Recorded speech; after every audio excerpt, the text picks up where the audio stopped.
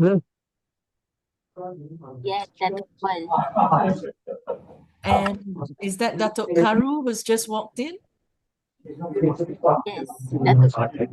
Okay, wonderful. Ladies and gentlemen, we are all live on YouTube right now. Okay, fine. And also on the MBSA website, yeah? You can open up MalaysianBlindSpots.org and you can watch this live stream. No, that's all over. Yeah, first is the meeting. And equivalent to the Medal of Honor, US. Okay. We're ready to go when you are. For you. I was last week. We make a full confusing. Thinking about me, my wife is really excited. She heard the thing about you. See, I didn't see. I should have gone as I came here. I should have gone there first. Oh, yeah, pass. Lucky to get a parking space here next door. Ah, very fine. Mistake now. I did it. Okay. Dr. Lala. Yeah,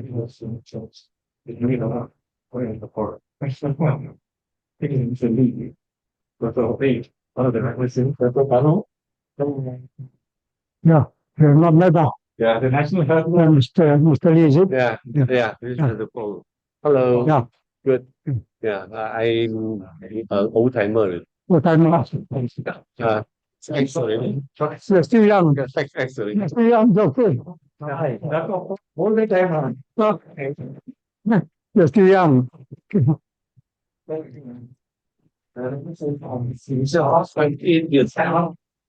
Sorry? How are you? Somebody you called you? I say I represented Malaysia 28 years. Oh, 20 years. Okay. From young until old. Ah, Now I'm very old. very good. I think the more you are 70. 71. Ah, very young.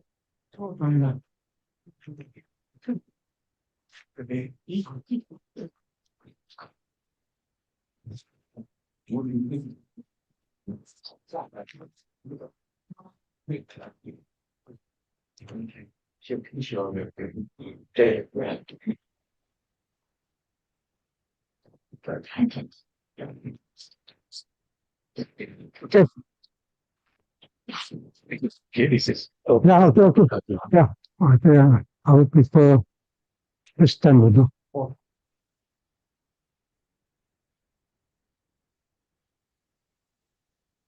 Borrow your mic because I'm not quite your mic. Yeah, okay. I think.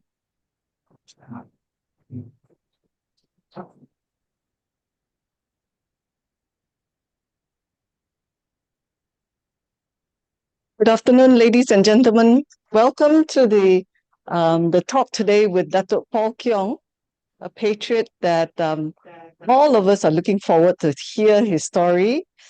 I welcome everybody here, our distinguished guests, Datin, thank you for coming. I'd like to invite Datuk Karu to come up to say a few words.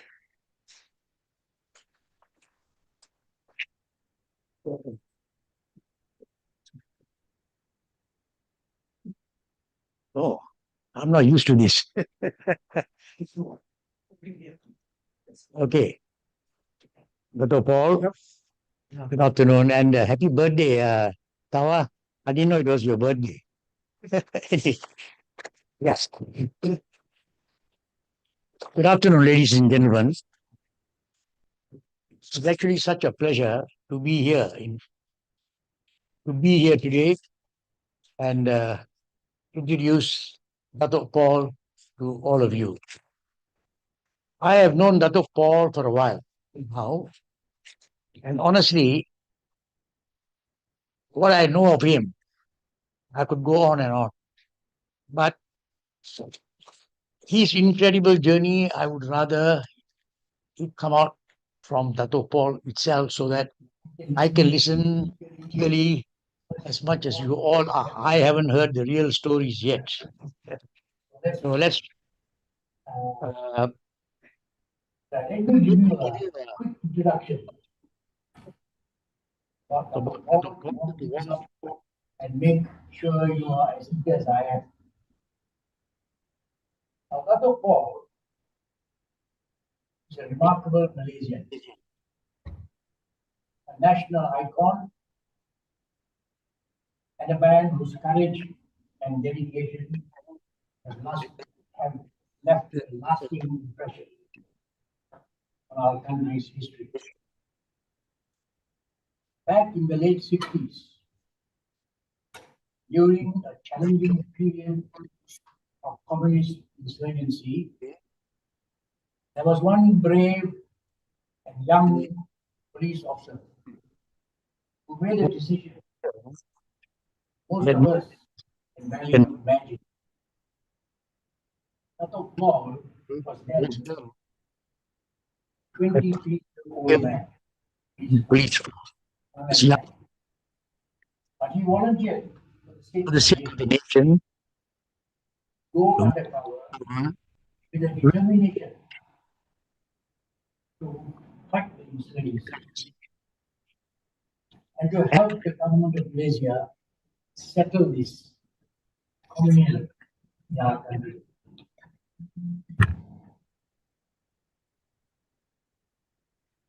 He went deep into the jungle, right into the heart of the enemy territory. Six Long years. He lived among them, gathered vital intelligence, and stayed hidden in plain sight of the enemy. This is Personal life. Every single day, Can you with the enemy, and worried that you might be identified. So every single day was a worrying young man at the time. His work didn't just shake things up, it actually helped turn the tide. His efforts led to a major surrender that brought us closer to peace. If it wasn't impressive enough for us, even the British government took notice. Her Majesty Queen Elizabeth II awarded Datuk Paul the prestigious Victoria Cross, a true recognition of his bravery. the danger?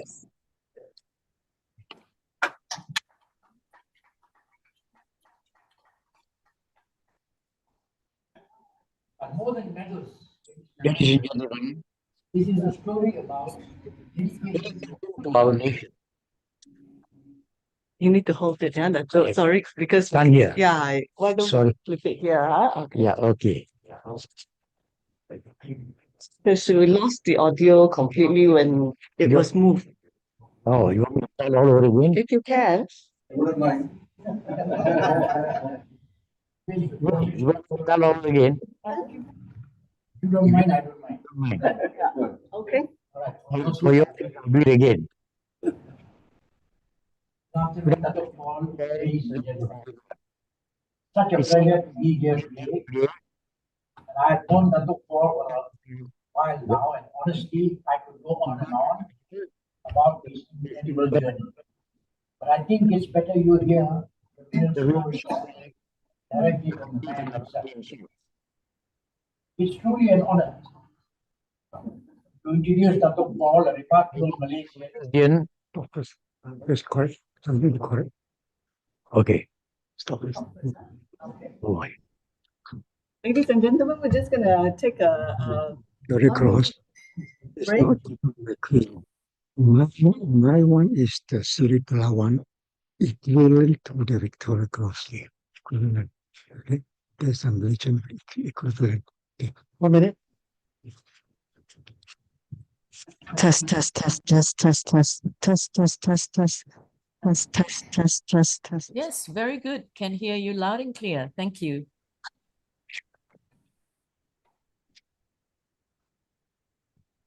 Test, test, test, test, test. Can hear? Yes, all good now. Thank you. I'll stop when I come to that last Datuk Paul. Use this and then put it near your chin. Yeah. Okay. Oh, all right. my Yes, ma'am. young wife coming. Yes, Yes. it's truly an honor to introduce Datuk Paul, and national icon and man his whose country courage and dedication have left a lasting in our countries. history.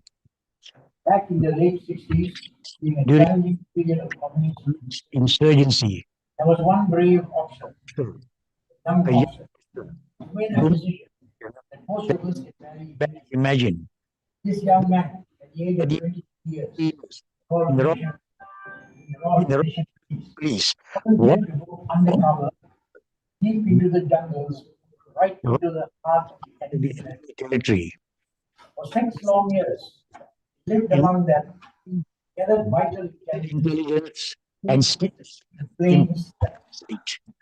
all All this this while risking his life life every single day.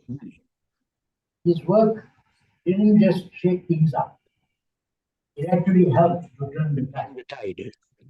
His His efforts led to a major surrender, surrender brought that us closer to peace and stability. stability. And if that wasn't impressive enough,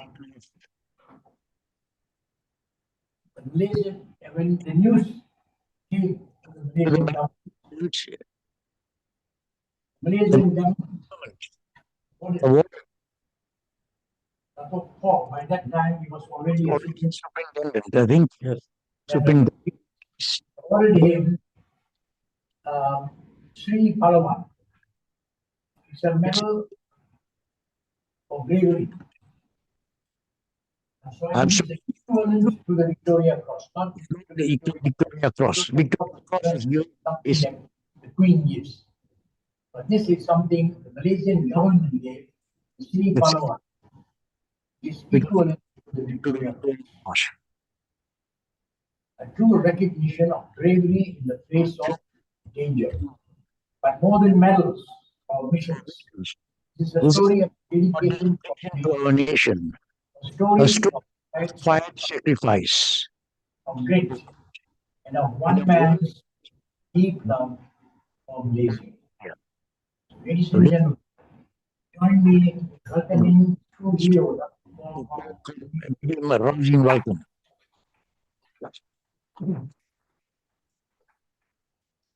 Over to you, Dato.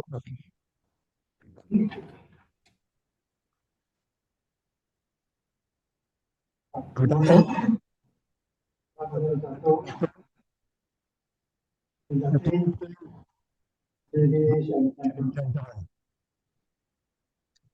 It's a great honor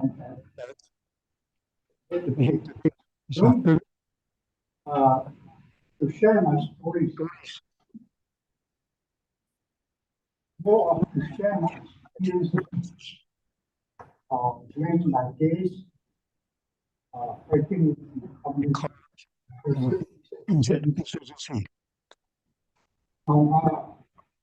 What I'm going to share with you is my personal experience, what I went through, how we did it during those turbulent years when the CPM is Communist Party of Malaya,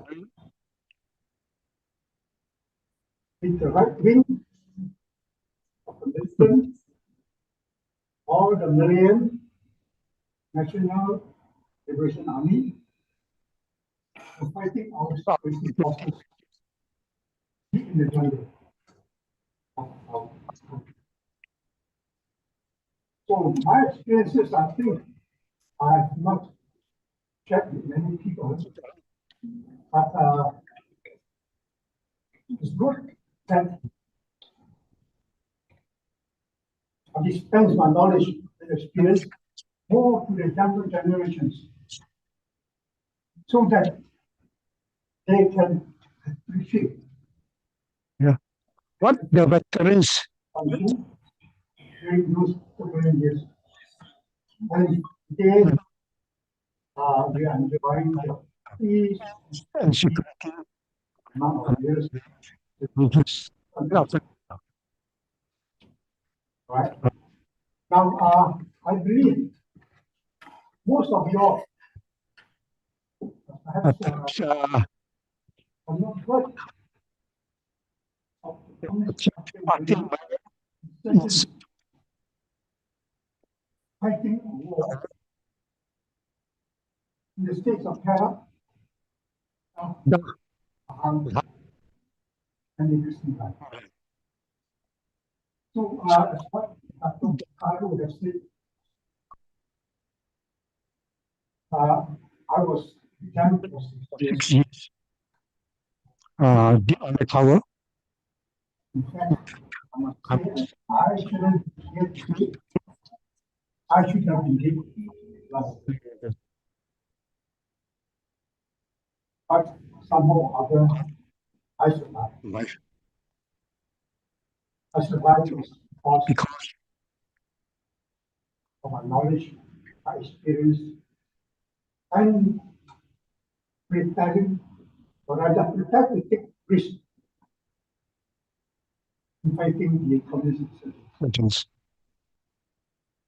Now, let me introduce background history of the CPM, Communist Party of Malaya. Otherwise, if I go on, to understand what is the CPM all about, why he fighting the communists, and what I defeated So briefly, I'll run through a bit of background on the communist insurgency, the first emergency, and the second emergency first emergency was back in 1948, that was during the colonial times, British colonial period. 48 until 1960, where we became independent. The second phase, we call it the second emergency. There was a lull from 60 to 68, where the Communist Party of Malaya retreated back to the border of Thailand and they separate, and they came back. The second emergency from 1968 until 1989. Right? So I'll show you the map, quick rundown of what the disposition of the Communist Party of Malaya, the armed unit. Now, you can see from here, as I did mention, first emergency. You have to note. The first emergency, Can you put the mic on? the first emergency,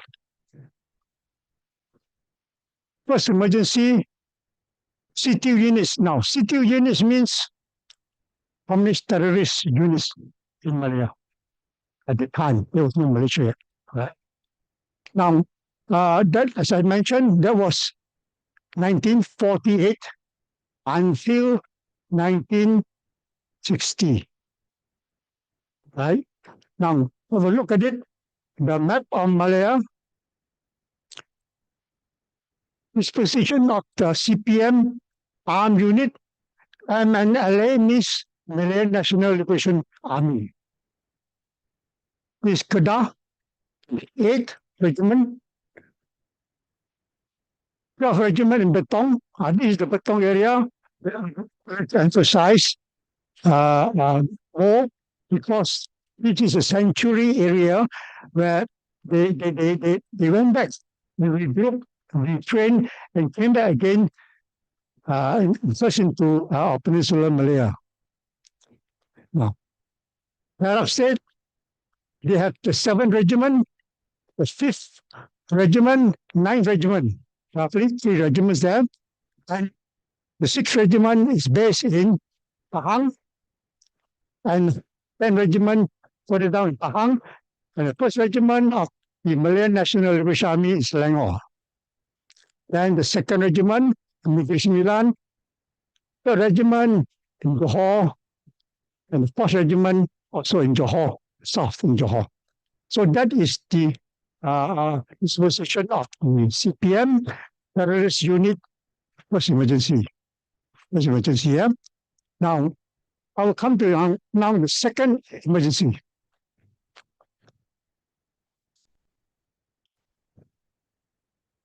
if I don't give you a background, you will not understand why, where they're coming from. Now, here's second emergency. Remember, Tunku had a peace treaty trying to convince them to give up the struggle in 1955, Bali talks, yeah, 55 November 28 and 29, which failed with Jinping and two other communists. Now, when they went back to the Thai border, Patong. Are you second emergency? Yeah. Now, this Patong area, that's where they retreated after the talk. They retreated back to Patong, regroup, retrain, and rearm themselves. We planned the strategy and came down second emergency 1968, June 16. Now, have another look again on Radha. The disposition of the city units have changed a bit. This is assault unit in Radha. Here we have 2 assault units. 12 assault unit, the 5th assault unit. Assault unit are the combat unit, the fighting unit. All right. And then come to Selangor. There is no fighting unit in Selangor, but there is a fighting unit, the 6th assault unit in Pahang.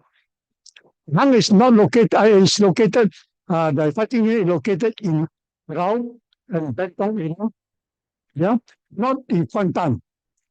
Yeah, Kuantan is too far down. There's no city around here. And there's no communist terrorist organization or militant unit in Terengganu.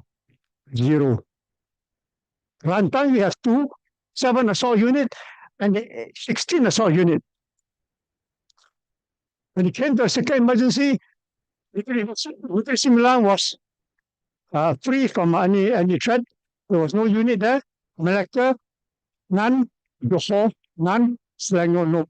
None. So now, what they did was, during the second emergency in 1968, came back. We came back in person. We went there and recuperate, and we came back 68. Down from the Greek area, we have Perak. Now, this Perak state is a very active state during the first emergency when the British were here. And they had a lot of old communist groups, younger groups they are familiar with. They had a lot of dumps which they left behind during the first emergency. So, in fact, Perak state was a stronghold for the Communist Party of Malaya. Okay? And they first down to Perak in Betong, also to Kedah. Now, this assault unit 12 and assault unit, both units are the elite unit of the CPM then. And Jinping is very proud of both this unit, especially the 5th assault unit, which they did a lot of, incurred a lot of casualties on our security forces. They are very experienced fighters in the 5th assault unit. Yeah. So when they came down here, later from the 5th assault unit group, about 120, they split into another group, incurred into a 6th assault unit, West Pahang. The Musang King area. And then to this area. And then here, from here, they were first to Kemahalan, very nearby, Kemahalan. Yeah, first to 6th assault unit, Rao, and down, not to Temelo yet. Yeah. So now, the 5th assault unit was based in Perak during the second emergency.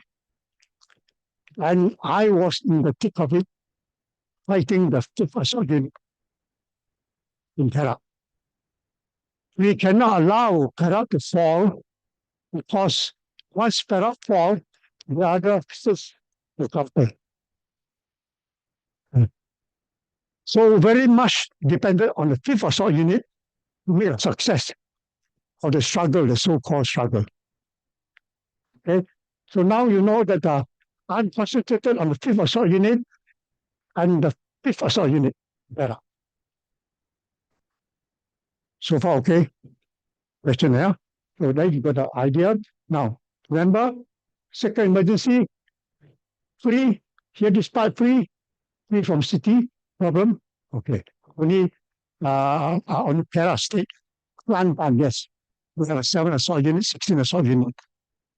This 16 assault unit, I will have to touch on it later in my talk. Yeah. Kamahalan here, you see, Kamahalan. Okay. Okay, now coming to my role now. You'll be waiting to hear what role did I play during the second emergency. First emergency, I was not involved at all. I was too young at the time. Yeah, I was too young. So when I joined the police force in 1964, during Malaysia time, I was 19 plus 20. I've been coming a lot of inspiration, wanting to do something nice, great, adventurous career. Now, a bit of my background. When I was in school, I was never good at studies. Right? I was more on field. I play a lot of games, badminton, football, and whatnot. So I'm a field man. I know I'm a very outdoor person.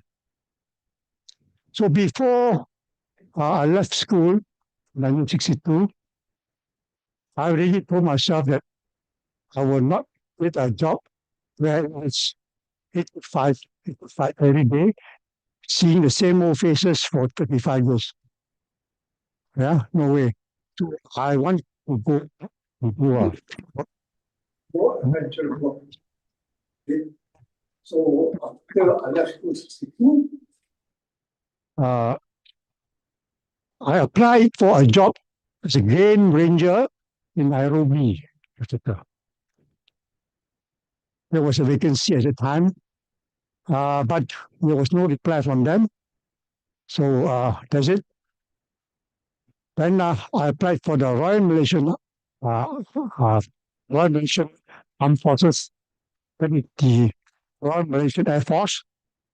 I applied for the Royal Malaysian Customs. I applied for the Royal Malaysian Police. And the Royal Malaysian Police reply came earlier. I went for training. Later, the other two replied to me to go for interview, which, of course, I already accepted the post in the PDRM. Right? So basically, I would prefer an outdoor job rather than an indoor sitting office job. Okay. So that mindset is already in here. And I wanted to do something always in the field every day, something different. So I joined the police force in 1964 during Malaysia time. And after joining the police force, I was posted to Singapore. For 3 years, I was in Singapore police. Later, when Malaysia broke off, 1965, I came back to Malaysia because I was recruited under the PDRM banner when Singapore was in Malaysia. So I came back to Johor. I stayed back to Johor. For 8 years, I was in Johor. And posted to Special Branch, Johor, headquarters, for 8 years. Now, before I go further, what is Special Branch? Special Branch actually is a police, part of the police force. Bahagian, they call it a bahagian of police force. Just like the MI6 and MI5, you see, both play together, coordinate each other. So, Special Branch is part of the police force. It deals in national security, internal security. The communist threat is more of an internal security threat. That's where we came in, right? So I was in Johor for 8 years. I joined as a rank and file, not as officer, rank and file. The 8 years I was in Johor doing special branch work. At that time, I was doing collecting intelligence on the CPM activities. In the urban areas, you may say there's no CPM activities in Johor. But this is not, I'm not talking about militant. I'm talking about underground. And before I go further, bear in mind that the CPM has two wings. One is the urban, one is the militant in the jungle. The two wings, all right? What I was fighting in the whole was urban wing. The urban wing is the giving logistic support to the militant wing in the jungles of Kelantan and Perak. They are the logistic support people who differ. Okay. So we were going after them in Johor State. Not the militant. There's no militant in Johor. Right? So 8 years I was there. Then 1976, after my promotion to an officer rank, I was posted to Perak. So I had my experience in the field fighting urban underground terrorists. Later, when I was posted to Perak, then in my experience, I was also fighting the underground in Perak urban areas. As I mentioned, there are two wings, underground and the militant wing. What we should do now, our strategy at that time was to kill off the logistic wing. We must kill off the logistic wing when they are supplying a lot of food, uniform, everything to the militant. So we must knock the logistic wing. So we went all out to fight the logistic wing in Perak State. Okay. So 1976 onwards, until 1979, we managed to disrupt or not all the underground supporting unit to the militant in the jungle. We disrupted them. We arrested many. Their cells were disrupted. And what happens then?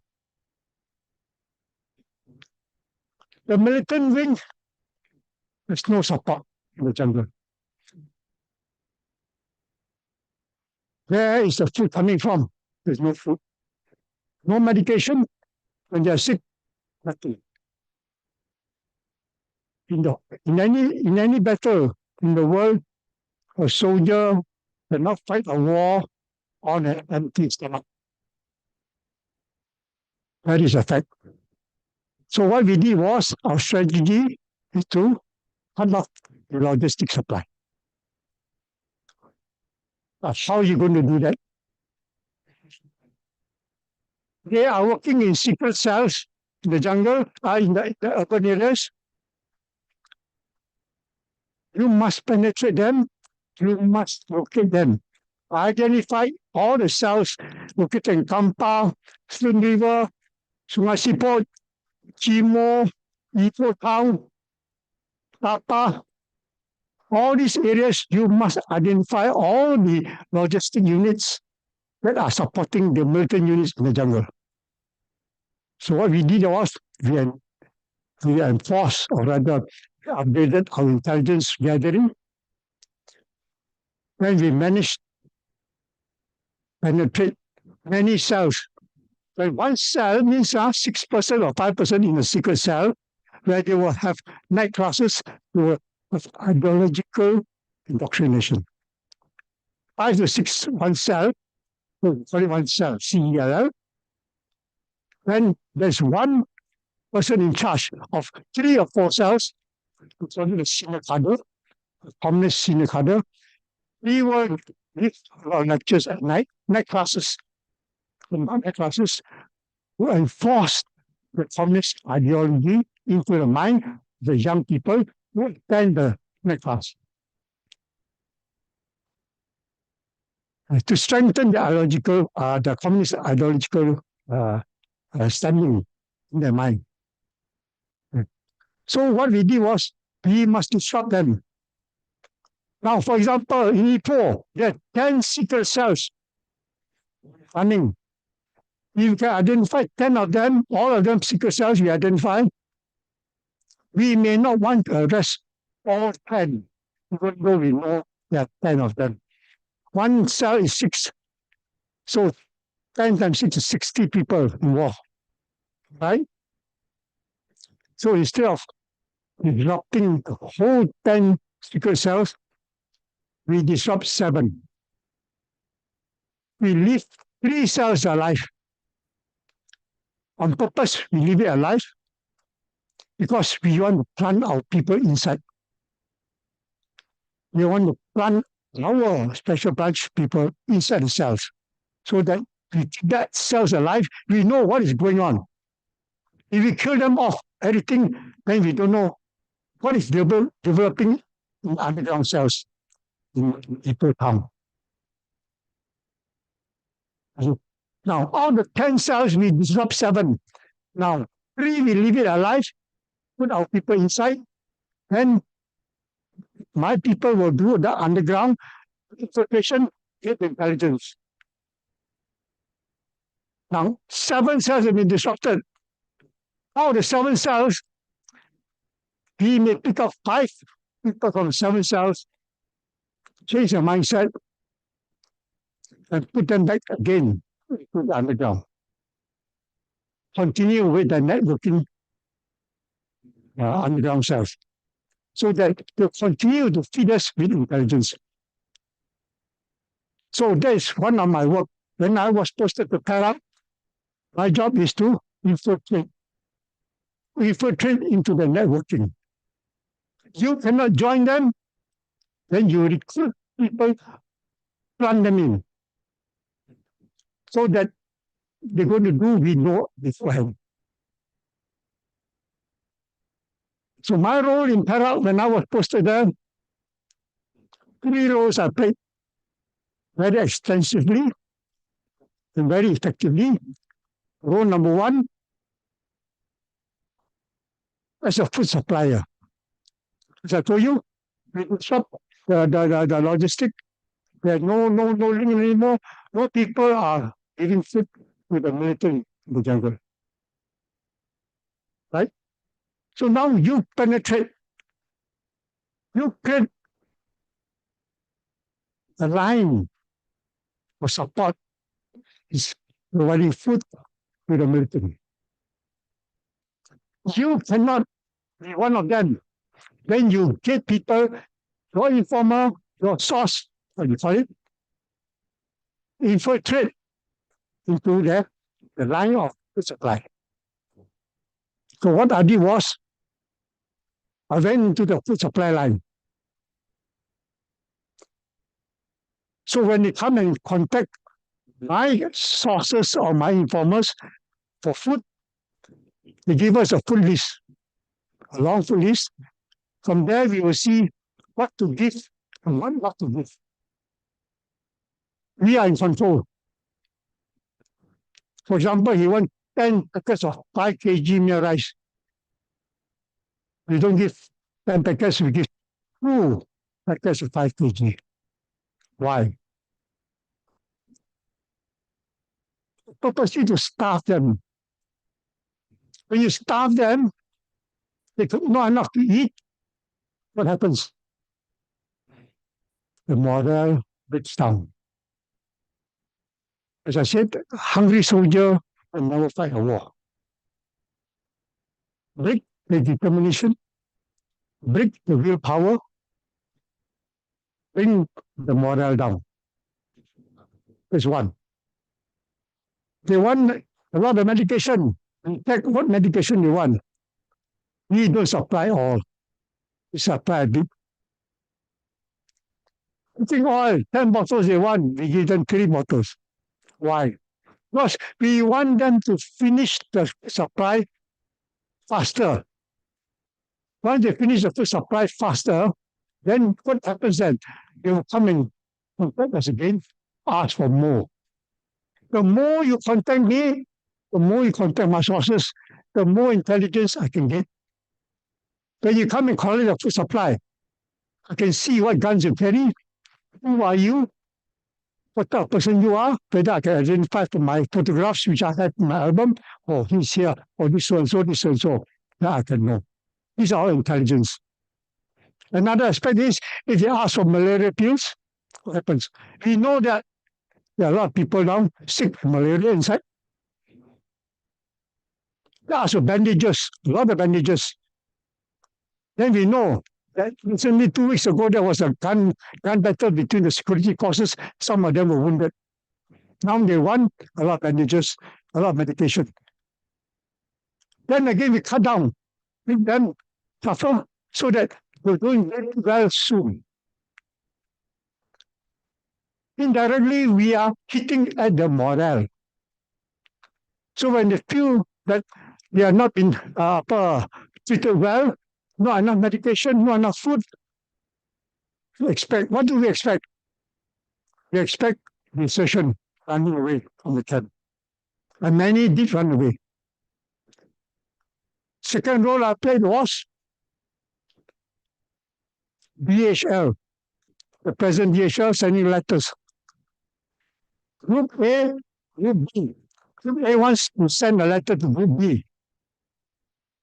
So they write a letter in the capsule, ask me to deliver. Who trusted me, asked me to deliver the letter to B. So from A to B, that capsule, handwritten letter, I will put it, I will photostat it, and now we know what is the next line of action we're going to take. What is the communication between A and B? We know. So we control the communication line. Number 3, my role was to infiltrating them, convey them in my car, guide them around from point A to point B. From Goping, I'll guide them to Tapa. Or from Tapa, I'll guide them down to Swing River. I'll put them in my car. At night, I'll guide them down. But the risk is too high. Why? Because along the way, if you are stopped at a roadblock or a petrol car stop you, what happens then? The communists in your car will start to open fire at the policemen first. Because they are at an advantage. The policemen cannot see far away, cannot see the car, who is inside. They will fire at the policemen first. If the policemen don't die on the spot, the policemen will fire back into the car. You are the driver. You will be one of them. Everybody will wipe out. That is the risk you have to take. So these 3 main roles I've been playing around for a long time. They trusted me. And they believed that I was a very strong supporter of the Communist Party of Malaya. That was in the urban areas, not in the jungle yet. I'm not past the jungle part yet. All right. So for a few years, we were doing that. We were in control. Food supply, we are in control. Medication, we are in control. The information, the letter, communication, we are in control. And transportation, where do you want to go, we are in control. So how are you going to win the war against the government? But you must have very good intelligence in order to execute this kind of mission. So far, are you all okay? Before I go into the second part. Yep.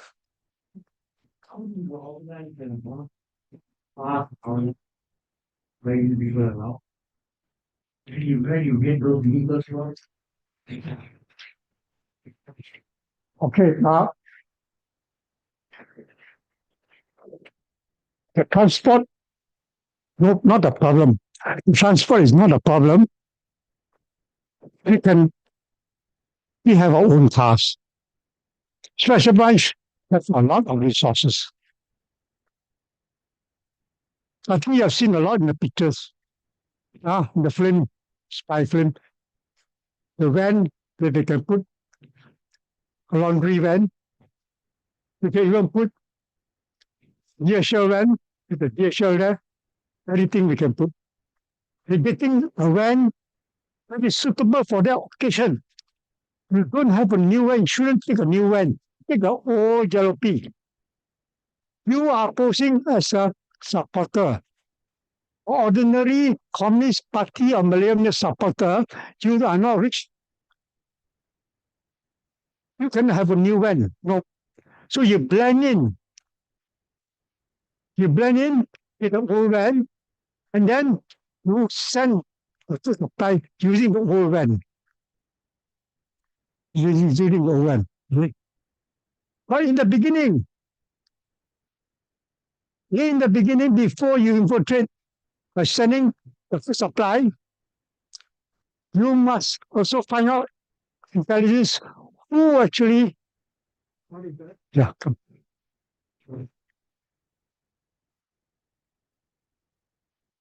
You must have intelligence to find out, to know who actually were ready to supply to the communists.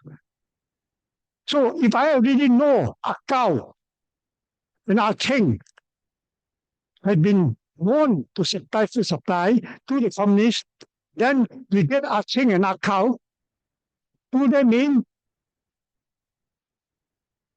change their mindset, turn them over, and work for us. So in case the communists contact Acheng and Akau to supply, they will come, Acheng and Akau will report to us. So Acheng and Akau will send different units to supply, but under our control. We will control the food supply. Special branch will control the food supply. Acheng will tell us, Saturday night he came to my house, they wanted this, they wanted that. Okay, show me the list. I look at it, we will deduct and multiply. Whether we multiply or we only deduct, depending on our strategy now. As I said, if they are sick, don't give them all the medicine. When a person is sick in the jungle, his movement is hard. He cannot walk fast. That would be a liability to the main group. Purposely make them suffer and cannot get well.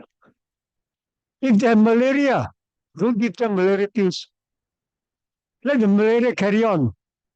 Not that we are cruel, but it's our strategy to break the morale. Break the morale, the fighting spirit, break the morale. To save them, not to kill them, to save them. By breaking the morale, we hope that they will abscond from the main group and come back to us. And we will give them another life. See the point? If we want to kill them, it's very easy.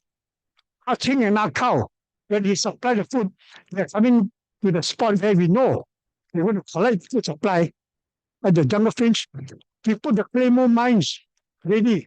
When they come in, Acheng and Akau leave the spot, the food supply there, they'll start to pick up the food supply and carry back to the jungle main unit.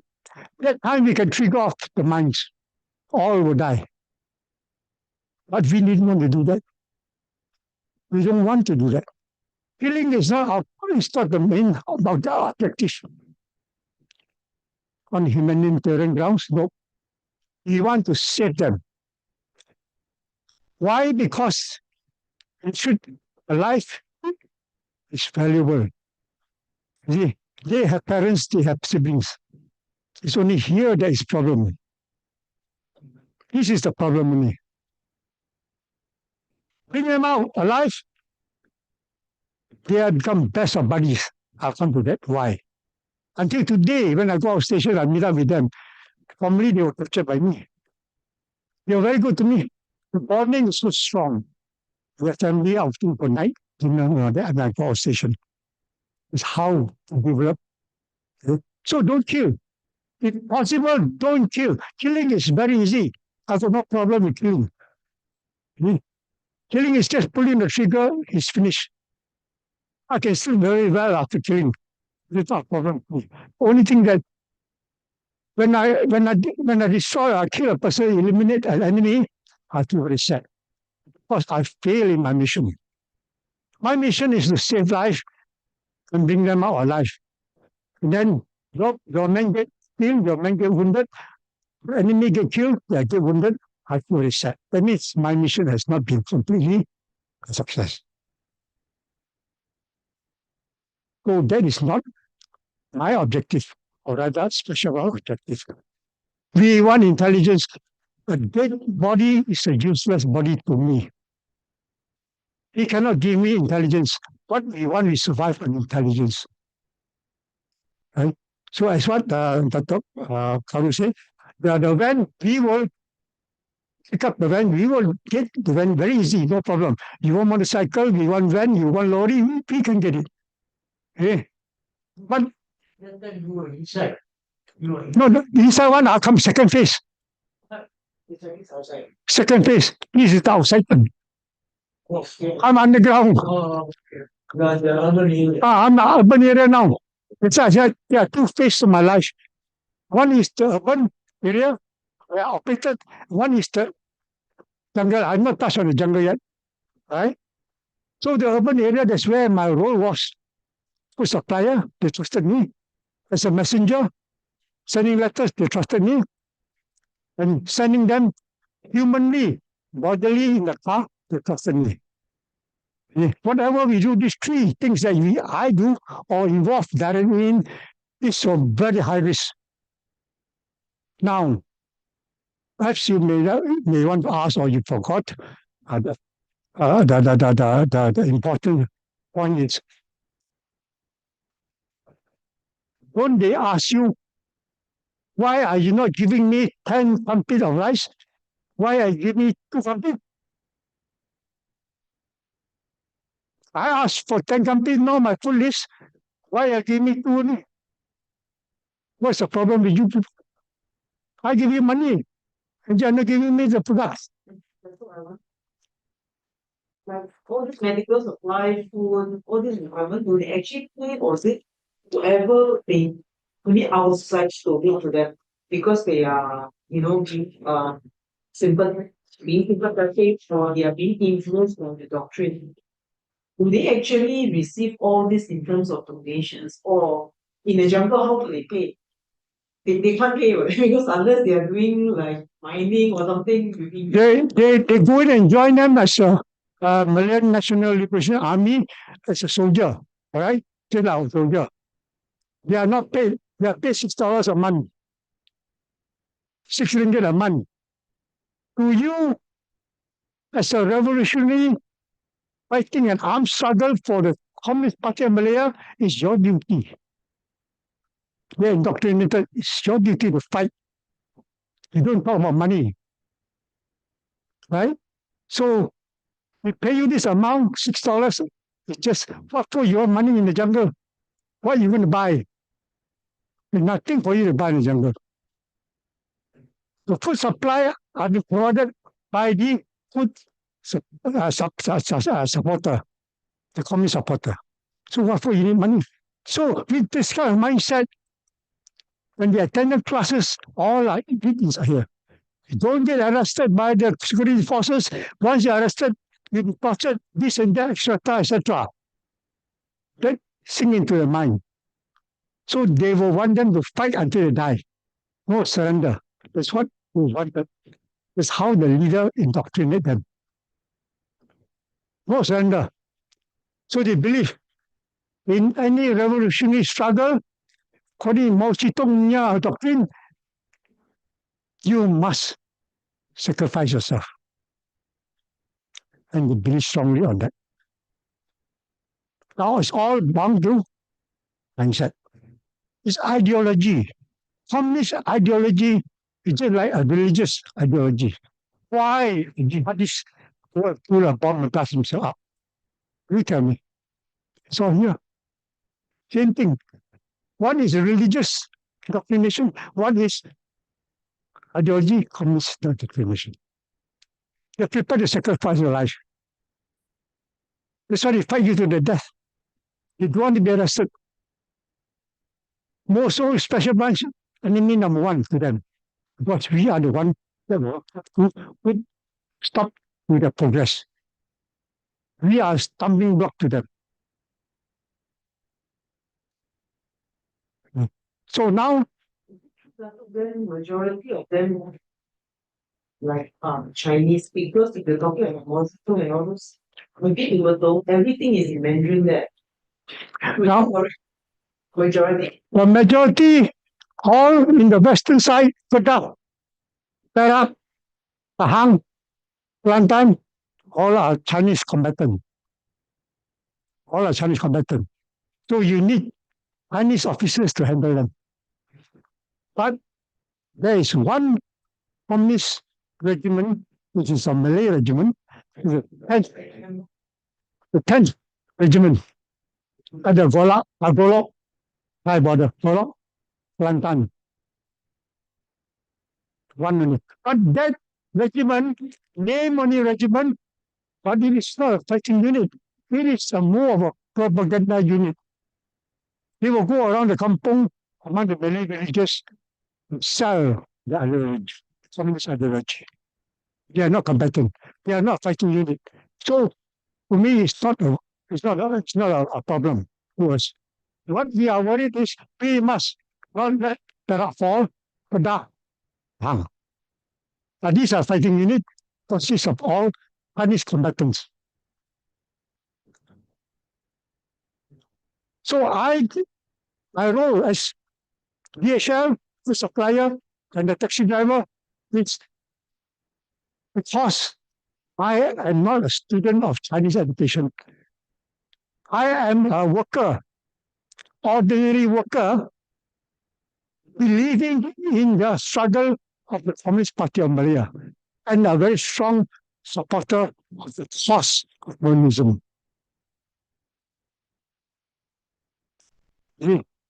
So there are two different things. So I go in, at my age, I cannot be a student.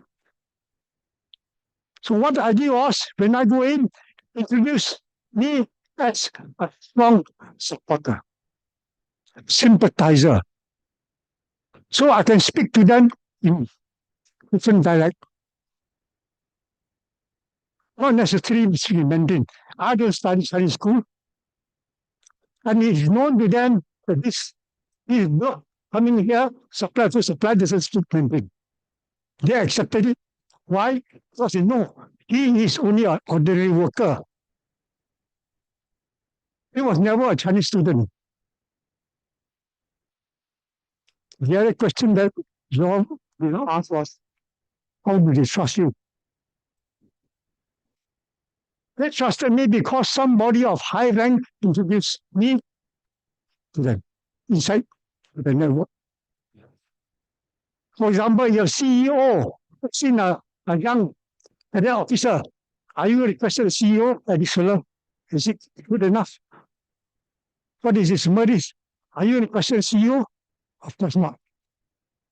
If the Brigadier General said that this soldier is good, how are you going to say that he's no good? So you must get a good, strong, high-ranking communist cadre to bring you in. No question asked. So you function 3 roles. First role, if you carry them in and out, you encounter roadblock, you die. If you suspect you are an infiltrator, you also die. They will kill you. If they know that you are a supplier, actually you are a special officer, you also die. So when I say coming to a point of when you don't give them 10 packets of rice and give them 2 packets, they may get upset. Right? Why are you not giving me? I think you know. But remember, these Chinese people, they are very, very straightforward, honest. They never utang you one. They pay you cash advance. You buy. Where they get the funds? Next question is, they get the funds from the border. Betong. CPM main headquarters. Jinping's group at the border. They get the funds from there. They pay. They never utang you. They never cheat you. Do they believe? The indoctrination is you cannot cheat the rakyat. And you cannot lie to the rakyat. So you pay for your food. The next question, why are you not giving? You must have a very good cover story to tell them why I cannot cover the pen. You tell them, my van, you just look at my van, old jalopy. You carry 10 packet, 10 kilo of sugar, 10 bottles of 5 kg near cooking oil and blah, blah, blah, blah. You know what will happen to my van? Sink. The suspension will sink down. Hey, old jalopy moving along the road. During those days, 1960s, 70s, you can remember, I think young people may not know, older generation will know that a lot of roadblocks during those days. Everywhere got roadblocks, right? If they see heavy vehicle, why the first so heavy the vehicle, they will stop, they will check. So what happens if they aren't checked? I pay so much. You tell them, you want me to be arrested? If I check at the roadblock or the petrol car, see that the van is so heavy, carrying a lot of things, if they stop me at night, I'll be arrested. Who will look after my family? They are very sympathetic to Raya, no? They don't want you to get in trouble. They tell them, if I'm get arrested, my family will suffer, and who's going to supply you food some more? You want me to get arrested just because you want more rice? You don't care about my security? You question them back. They understand. But you must create a situation that there is indeed a roadblock. So you tie up with OCPD, get OCPD to mount a roadblock along the road. Purposely to mount the roadblock, tell OCPD, I didn't care what you do, you can check license, you can check anything. But the roadblock must be set up. For how long? 3 weeks. Set up the roadblock. So that when I give my power story, holds water. See the point? You follow? So they believe Yara. Because they have their own network. They have their own spy to know whether there was a roadblock or not, whether this fellow is telling a lie. When they check with their own people, the agent, they just say, yeah, there was a roadblock there. Army roadblock, police roadblock there for 2 weeks already. Then you tell them there was a roadblock. They say, I cannot reach your place. And I dare not carry so much to cross the roadblock. So when you delay for 3 weeks, now for example, you're supposed to deliver on the 1st of April. You didn't deliver. You deliver 15th of April. A lapse of 15 days. 15 days, you're suffering no enough food. What happens to the mind? As I said, a hungry stomach cannot fight a war. Ask them. Delay them. Delay tactics. Don't give them food. But must be very careful. The excuse must hold.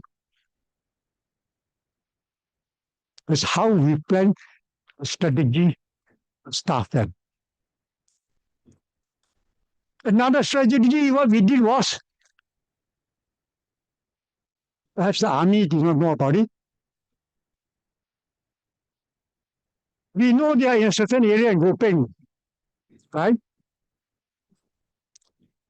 we asked the army conduct search and destroy operation. Send in half a regiment, new force from the north, push in. Here from the south, the army push in, just to go in. Just tell them that there are communists suspected in that area. Why? We want purposely to push them into the jungle, further up to the jungle. I mean, go further up, that means going higher.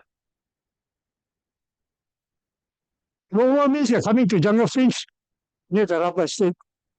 There are more people. You meet up with more people. But we purposely push them away up the north, further up the jungle. Why? Because the higher we push them, the less food we have. Normally they survive on eating animals, wild game, wild boar, tiger meat, whatever they can find. So the higher we push them, the higher you go, the less animals you have, the less food you don't have. And then when you don't have some food supply, they give you food, and they have to push higher, lagi tak nak makan, lagi more starving. So when they feel it that way, it breaks the morale. Then we ask the army, okay, now pull back. When they pull back, we know that they are going to make a very fast contact with our informers, with our food suppliers. People like me, they will contact very fast to ask for food because they're hungry.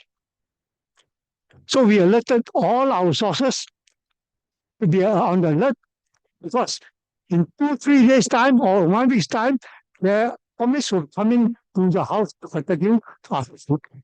And we know it's going to happen. They are hungry. We release the pressure.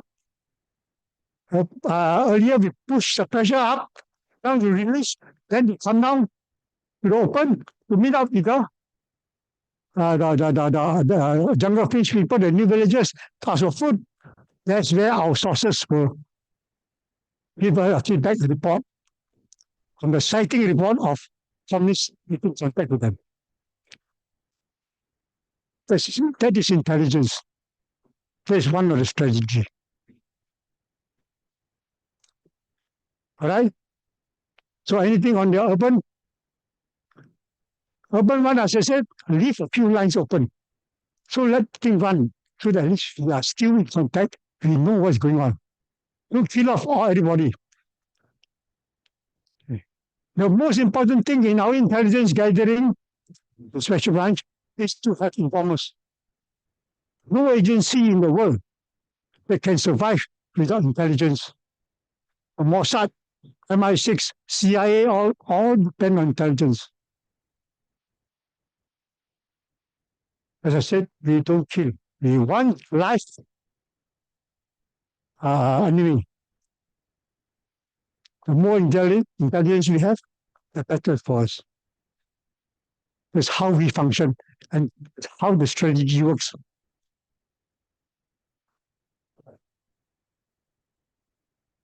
The other one, very effective.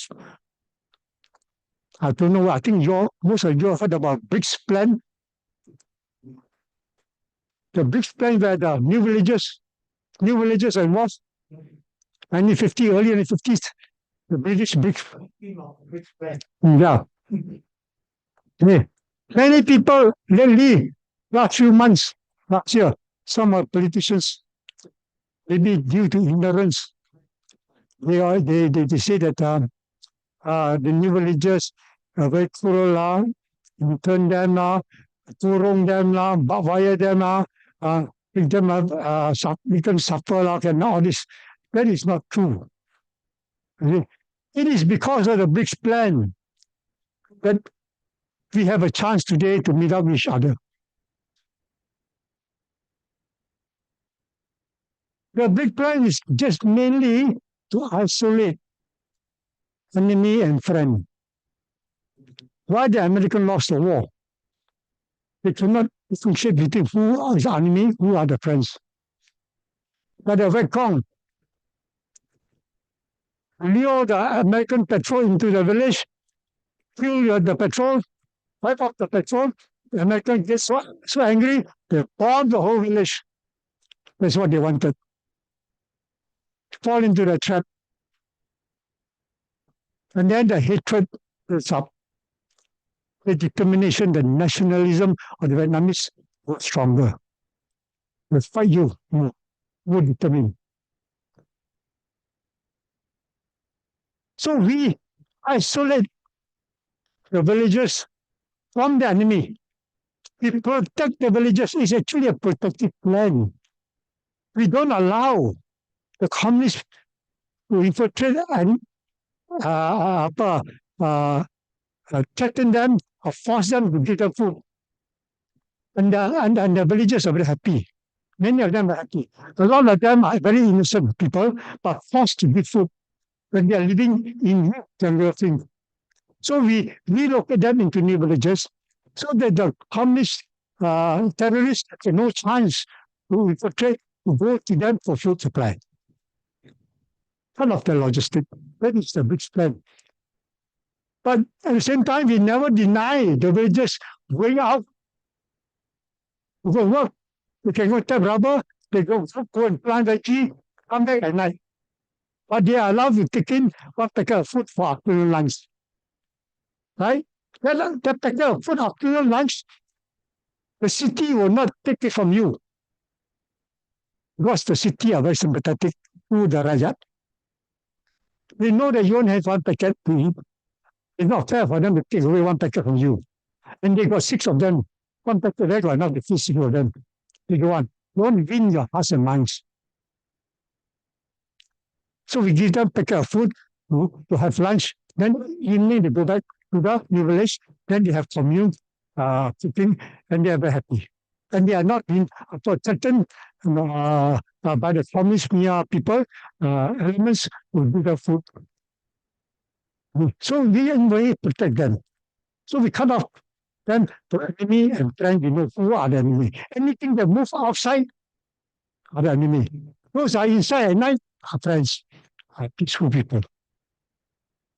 But some politicians say that all the people inside the new village are all are communist people. That's wrong. Very wrong. I mean, they don't understand the concept of its plan. It's a very good move and very successful. It's one of the very successful strategies that have been used by BRICS, General BRICS, that it was a success in fighting the communist insurgency. Question?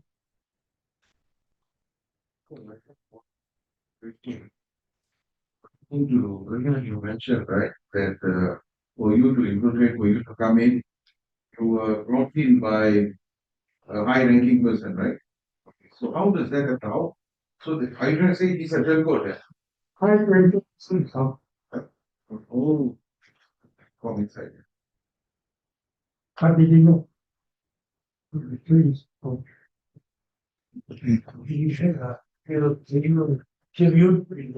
Sorry? Were you interviewed by the cities when you were working? If I've been interviewed by the city, then my cover had been blown. How do they recruit?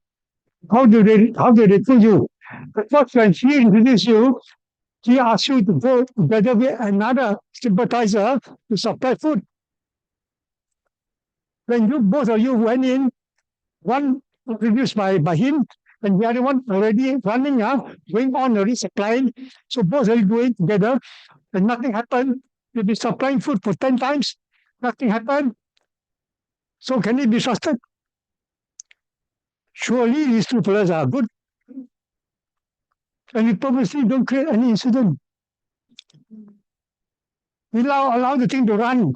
That's why sometimes our strategy, our plan, long term, just for months, 1 year plus, 2 years plus.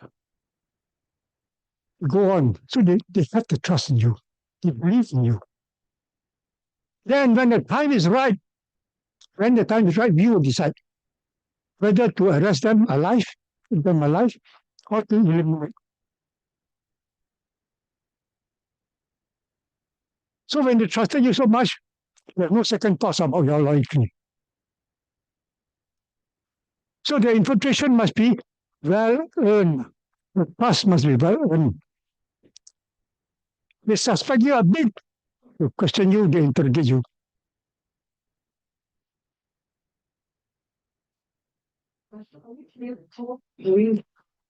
Careful. Let me tell you the truth. I was scared to death. If I say I'm not afraid, I'm telling a lie. Actually, I'm very scared. I'm very scared. Okay? But I use fear, the element of fear, converted into courage. Why? Why do I say that? You fear that you will die, you know. You look at the situation that you're going for a mission. Not the outside one, inside. Later I'll tell you. You know that the mission you're going in, the chances that you'll betray you is so high. And you know that 80-20% you won't come back now. And then three days' time you are going in. Are you not scared? I was married then. My kid was 2 years old. So I convert using fear as element into courage. How I do that? I know that, yeah, if I don't do well, my mission is not successful, I will die. That's for sure. No question about it. So what do? You don't cry away it, don't worry away it. Then you go deep into planning. Make sure that the plan is 100%, no failure. In order to implement the plan 100%, no failure, you must have the knowledge. You must have the experience how to implement the plan so that you will not fail. So where are you going to get the experience? It's not written in the books. It's not where you learn something from university, a degree. Okay? How are you going to do that? I got it from where? I got it by mixing, going around with the communists, living with them. Think like them, talk like them, behave like them. When you are one of the communists in the jungle, in the militant, for example, you cannot ask another comrade of yours. You cannot ask him, where are you from? You cannot ask him, what is your real name? What is your surname? Then I know or not. Taboo. So you must understand how a communist think, how does he behave. Once you ask the question, you are suspect already. The books don't teach you this.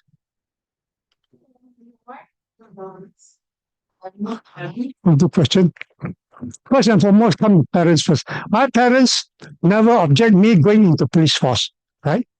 They encourage me to go in whatever you do, be a lawful citizen, do a good job, whatever you want to do. A lot of Chinese don't allow the children to go in the armed forces and the police. Yeah, like during those days, my family or my parents are quite open-minded. My father, English educated, he's not the Chinese educated. He worked for prison leave those days in the administration. So no question about rejection, right? The second thing is, I have to answer you, disturb my wife. I didn't tell my wife what I do. And she don't ask me what I do. She's trained that don't ask questions.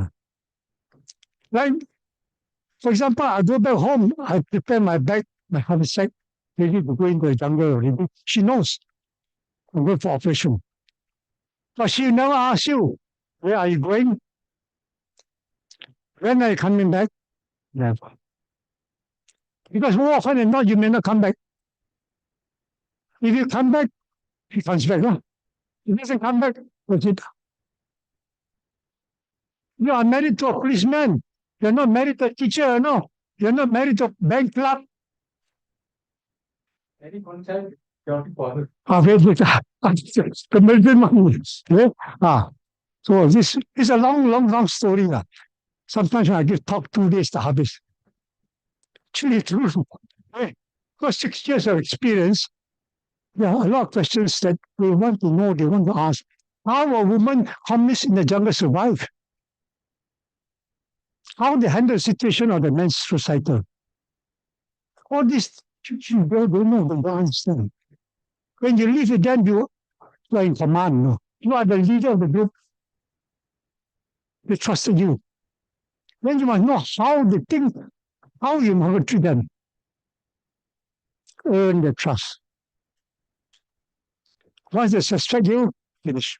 They will not forgive you. Pada ampun niya. Many times I would have died, as I told you earlier, I wouldn't be standing there. Actually, I shouldn't be alive today. But God willing, I was alive. To tell you, share my stories with you. And this is directly from me. If you want, you better ask questions now. Yeah? I think all the three of us, I'm the only one left. Working with them, operating with them, staying with them, living with them. Then you know how to think. So when you are with them, certain things you can talk, you can ask. So you must be very careful. Don't let the cat out of the bag. Then once they suspect you, you put you under interrogation, you die. How they kill people, very cruel. Not nice to tell you all about this. So any question?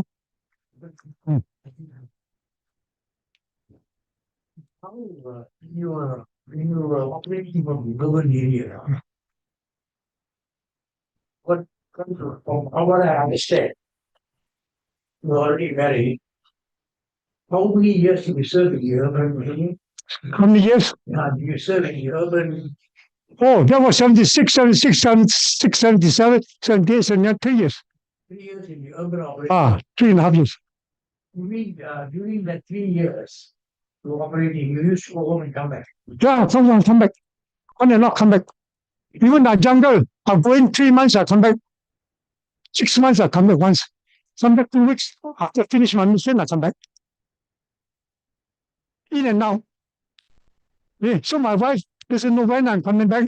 One day I came back, 6:30 about, coming to sunset. I came back home. My son couldn't recognize me. Calling his mommy, mommy, mommy. Someone looking for papa. Actually, the owner is coming back. Beard long. We were looking for 6 months. I never see the sun. Very long. Couldn't recognize. Thank you. Oh, you must be smart. You must attend courses, no? Counter surveillance courses. For example, when you go back home, I go back home, no fixed time. I go to work, no fixed time. This is the type of life I'm living, I'm telling you too. It's a very miserable life, but it has to be done. You go home, no fixed time. Every day, can you imagine going 2 guns, one under one submachine gun under a car, one pistol under your in case you are ambushed by the communist killer squad, at least you got a fighting chance. So you attend counter surveillance courses. So every time you go home, you counter surveillance yourself. See that no people follow you. For example, you come to a roundabout, you make 2 times roundabout, 3 times roundabout, go round and round, round. If the flash still follow you,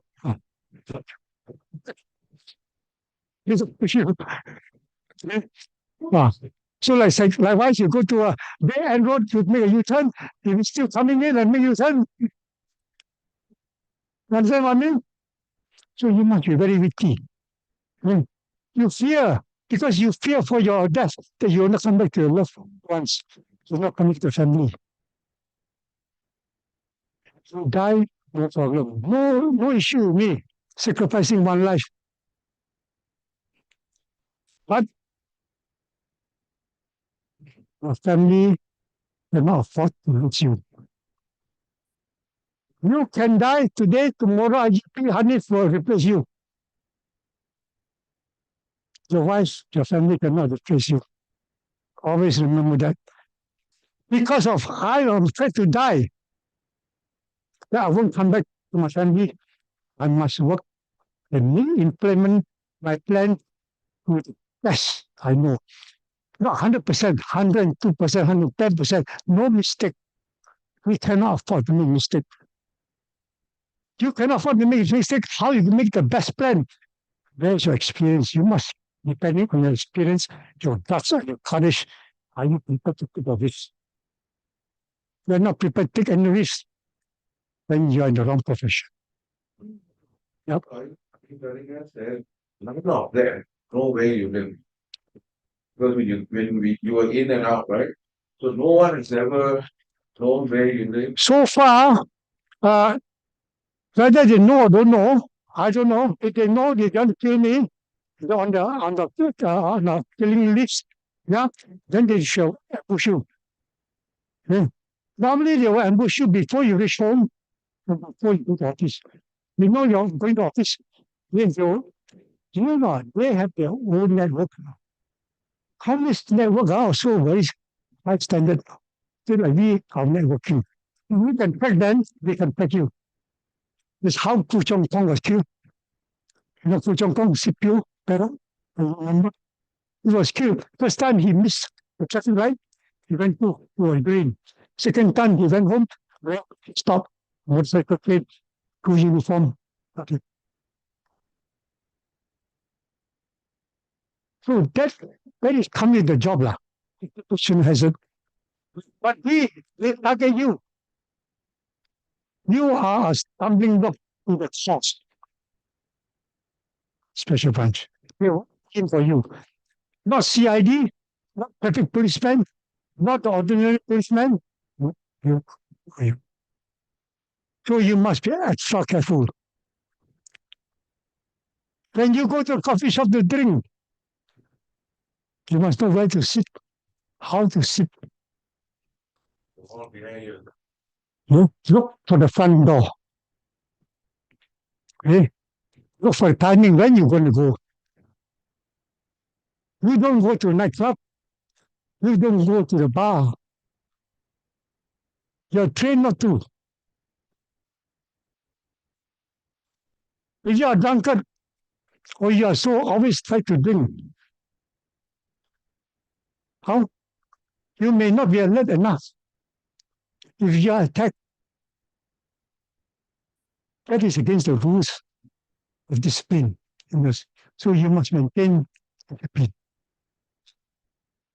Always be alert. This kind of life going on year after year. It's very strenuous, mental, physical. Especially quite sympathetic to my wife to the sense that to me, I feel it's not fair to her. She has to look after the kid, and then you're not around. You only give her a phone number. If in case you need any medical aid for the child, this is the phone you contact.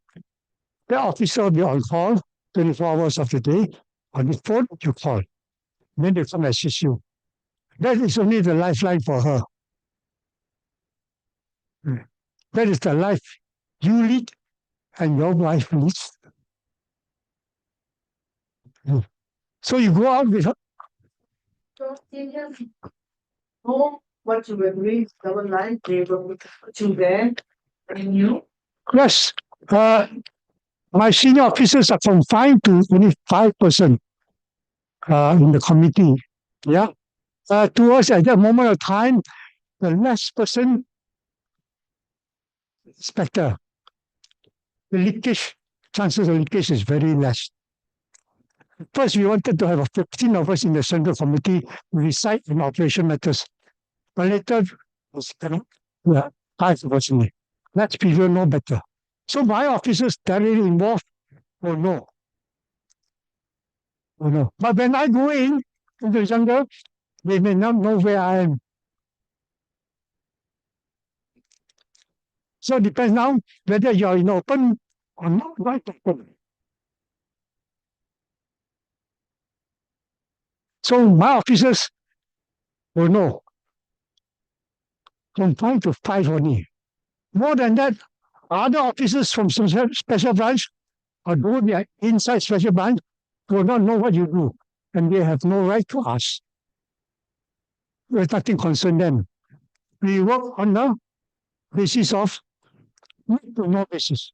You don't need to know, you don't ask. CPO also will know. You don't brief the CPO. We don't brief Hanif, IGP. We don't brief them until and unless it's necessary, we will brief. To that extent. Because secrecy is very important in all civil operations.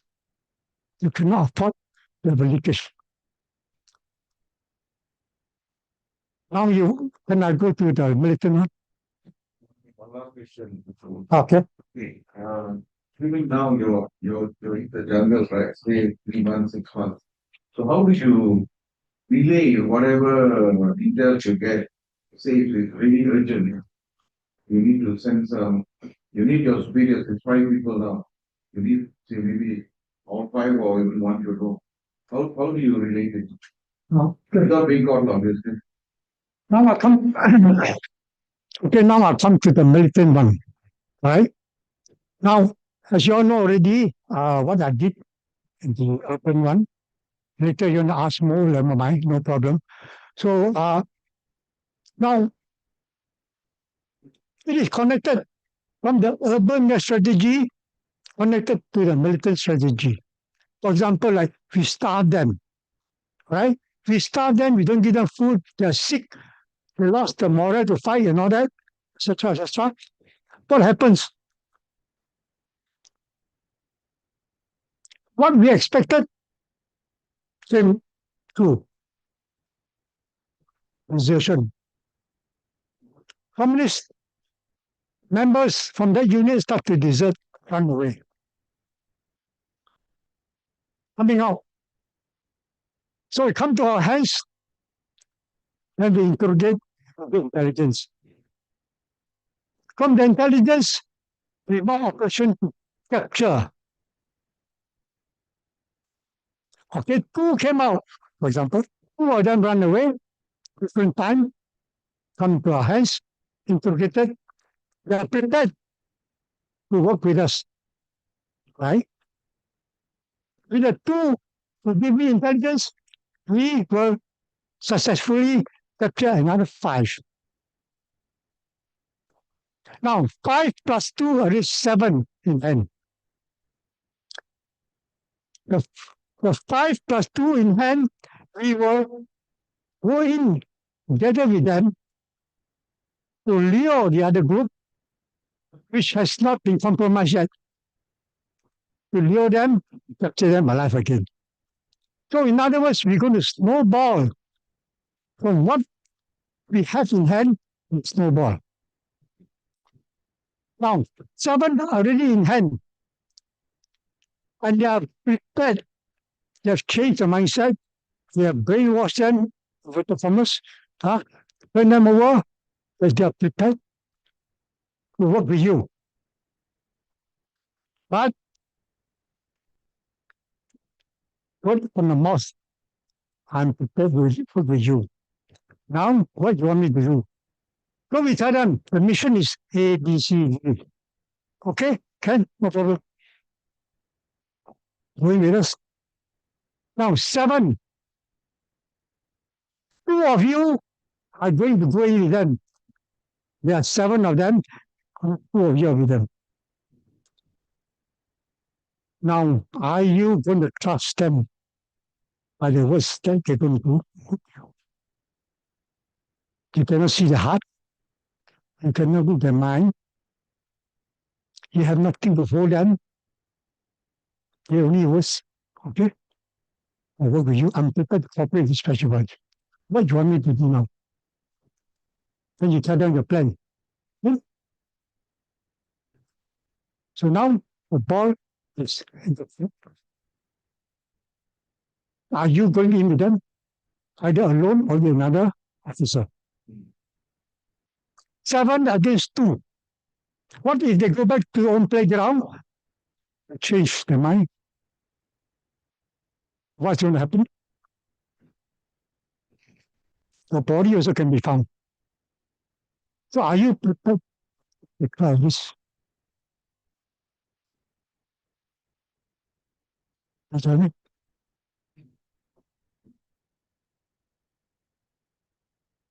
But whatever it is, you have to take the risk. You don't take the risk, then you may lose out on the opportunity that this operation may turn out to be a successful one, and this successful operation may snowball into more the results. But at the same time, when you go in with them, you must sleep at night, you know. You cannot be staying awake and stay awake. Whether you're coming or not at night, sleep by the throat. You have to sleep. Because tomorrow you have no strength to walk. You're going to carry a pack. And you're going back to the own playground, when you, nothing will stop them from running. So you take the risk.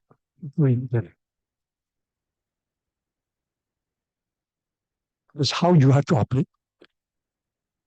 Now, you're going with a 7, huh? They know who you are now, right? They know you are a special officer. Then you carry a set. You carry a transmitter set to liaise with the headquarters. Sorry? Yes, with your only your headquarters, your boss, right? Your special unit only. The 5 of them who are there. Nobody else to have access to the channel. Then you liaise with them. That's all. That is, they know you, who you are. All right? Now, coming back to the part that they don't know who you are. Now, for example, one occasion, 18 of them, I captured them, 18 of them alive. And they, I see, my word of mouth, yes, I'm prepared to work for you, come, you win. So I went in with another officer, 18 of them, 3 and 2. Together 18 plus 2, 20. Now if only among the 18, half turn over, you are dead. We are going in with the 18 to meet up with the Kelantan group. 16 assault unit from Kelantan. They're coming down to Perak to meet up with us. Mind you, the 16, we know that 18 have been compromised. Bear in mind, 16 assault unit coming down with 20 of them to meet up with the 18 who are already in our hands, and they say they're willing to work with us. And I'm going in with the 18, plus me and another officer, 20, and they have 20. We're going to meet up the suppression. When we're meeting up, these 16 assault unit people, we know that the 5th assault unit near element had been compromised. Now, you only take 2 or 3 of them to train you and whisper to the 16 assault unit people that these 2 fellows are special people. They are dead. And then the 18 will join up with the 20 and disappear into Kelantan. Are you prepared to perish?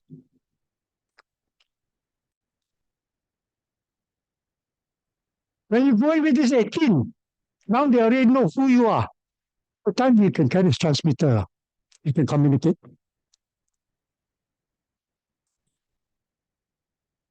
You live among them to continue to operate for further operations in order to capture the 16 assault unit near element. We want to snowball and capture more from the Kelantan group. We have already settled with the 5th Assault Unit in Perak. We already kept the whole group of 43 alive.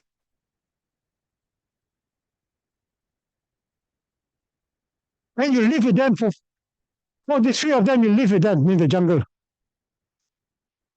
Sometimes 25, sometimes 20, depending on what mission you go for, you live with them in the jungle for months.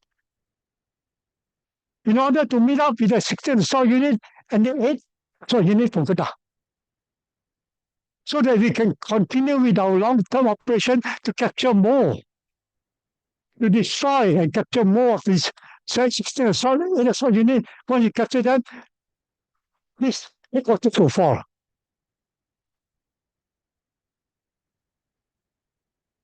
No killing, if possible. But we did have killings, but that was unfortunate. I felt very sorry about it because we tried to work out the best plan, not to eliminate, but we couldn't find a solution. There's one operation later. I've got time. I'll discuss you on the operation. The operation is, I certainly died on the operation. Yeah, but I don't know how I survived. Sixth sense, sometimes sixth sense tell you something is not right. Then you wait and you save your life. If I'm not given the instruction, they make me wear that. There's another operation against the it came down to Kuala Kangsar. From came across Kangsar typing area. We got intelligence, we waited for them. 3 years of work on this project. Capture this. But couldn't capture. It was impossible to capture alive. We have to eliminate. I feel very sad, very sorry. 4. One night, 4.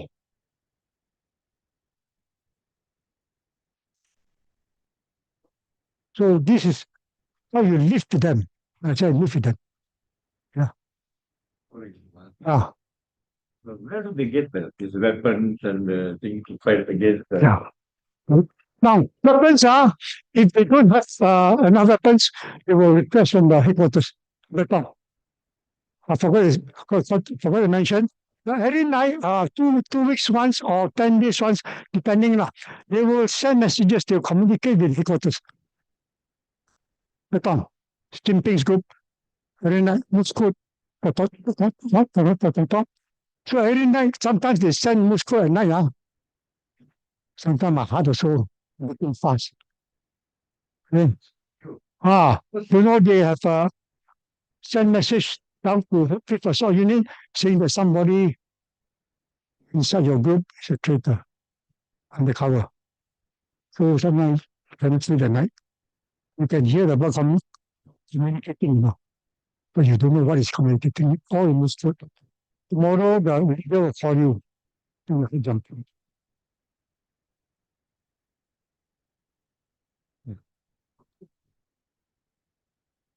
Total strength all in about 2,000. Including Betong and military area. There are 3 groups here. And then the 12 Assault Unit, 16 Assault Unit, 7, and then the 6, and then the Assault Unit. All in 2,000. Not very strong. Second emergency. The purpose is to take over the government, to convince, get the Rakyat support, by force. Revolutionary means to take over the government.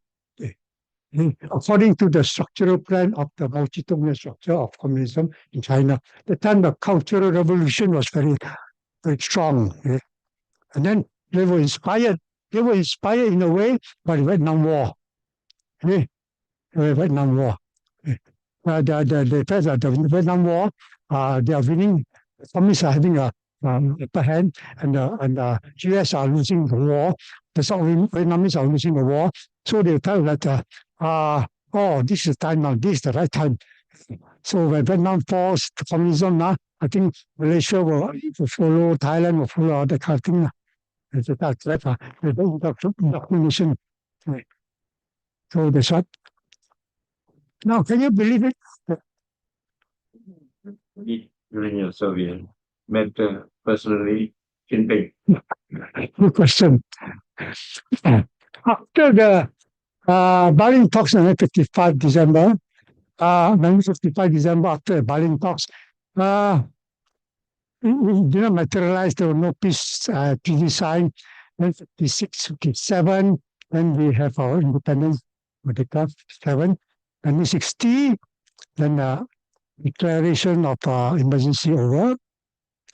And Jinping, mid-60, he went to Hanoi. From Thailand, he went up to Hanoi. He flew from Hanoi, he went to Beijing. All this while, since 1960, he was in Beijing. He only came back before, about 2 years before the signing of the treaty, he came back to negotiate the treaty. So a lot of you don't know that he was never around. Only his Machai, his people in Betong, under CPM, Asek was the one in charge. But don't forget, he is still the second, holding the reins of CPM in Beijing. Yeah, he will issue directive. Of course, through the formula. And then not only Jinping was there, I think Abdullah Sidi was there, Rashid Mahdi was there, a few other top CCM people were there. Beijing gave them a place to stay. So don't think that he was all the while here. Much only here. We left family. Yeah. In families. And how So we don't look at it as family. He has nothing to do with family. It's his ideology. It's his problem, not the family problem. You don't persecute the family. Nothing to do with family. The siblings and all that, nothing to do with us. As long as you told a lie, you don't try to profess the okay communism, you are fine. The government is fine with you. Do you know that when you believe in communism ideology, you keep it to yourself, it's not an offense. But when you advocate and you profess it, then it's an offense.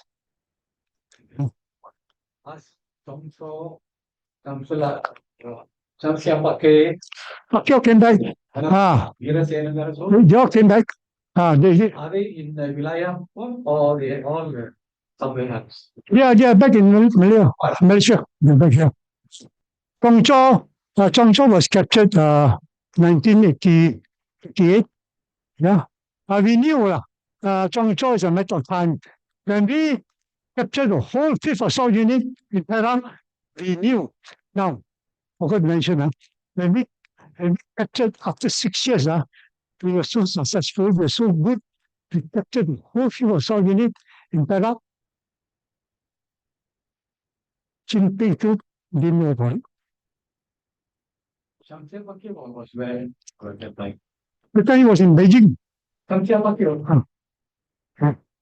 didn't know that the whole 5th Assault Unit, the pride of the CPM, the 5th Assault Unit, and they didn't know that it was captured by us. And the 5th Assault Unit is Special Branch Perak, and Special Branch Perak is the 5th Assault Unit. So we were in control and command of the 5th Assault Unit. We were so good at that.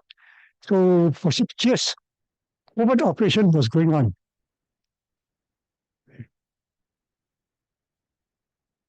Jinping will communicate with you. Sorry? Beijing. Jinping and the group will communicate with the special branch. No. Beijing. No. Communicate with Betong Group. Betong Group. His group is here. The 12th Regiment.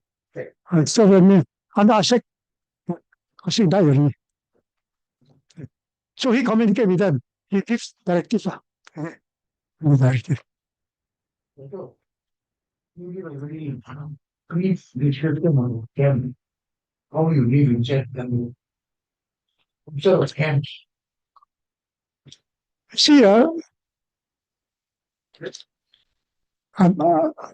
2 years I stopped writing my book, my memoir. I just started back 3 months ago.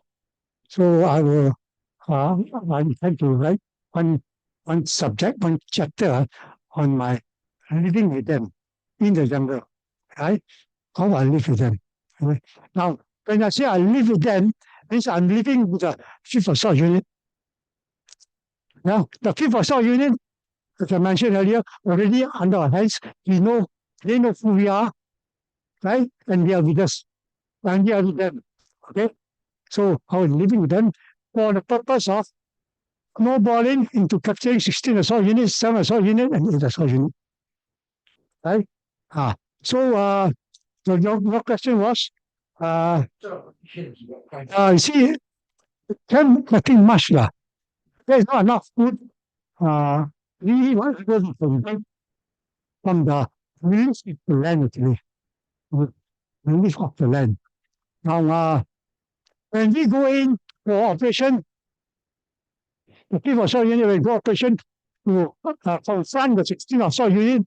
We normally will freeze the area. We draw a big map tracing, they call it, pass it to the army, entire army.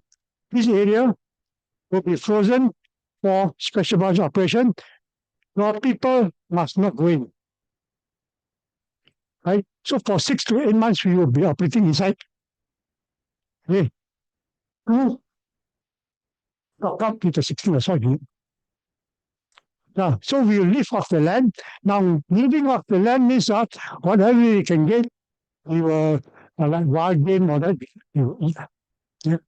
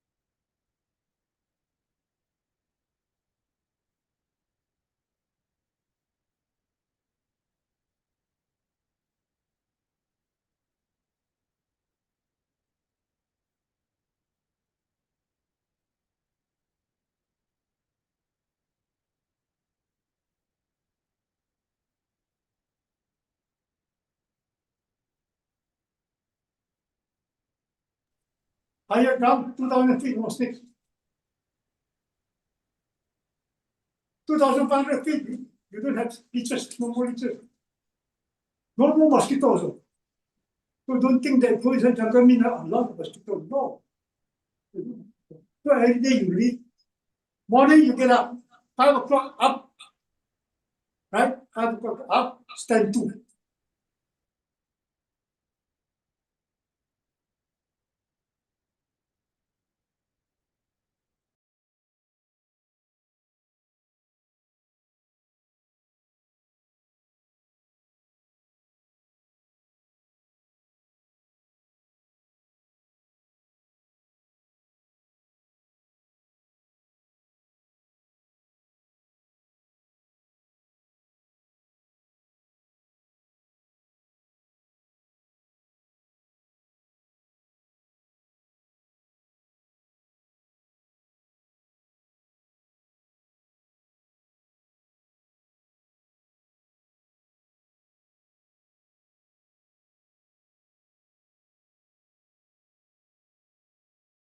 18 of us there going now. Fair enough. If we don't have this, savoring or the kitchen now, nothing. You only got sauce, chili powder, a bit of sugar. They ask for Ajinomoto sometimes. Not even give. Make them blend. They don't feel happy eating their own food. Make them suffer and say, oh, nice. Wow, this time Chinese New Year. 2 years ago, before I joined the forces service in jungle here, I was having good food with my family in New Year. Now I'm suffering inside here. What the hell am I doing here? Psychological warfare. Press fast. Don't give them. Make them think of the destinies when they will be destinies. Then they'll start to run out. But a lot of them wanted to run out. They cannot run out or they can. Why? Because they don't know the way out. They don't know where is east and west.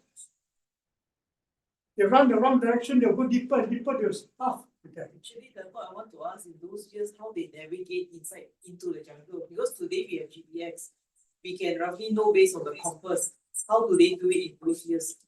I want to show you something, I'll put something in my bag. A lot of things I will show you all, you don't understand.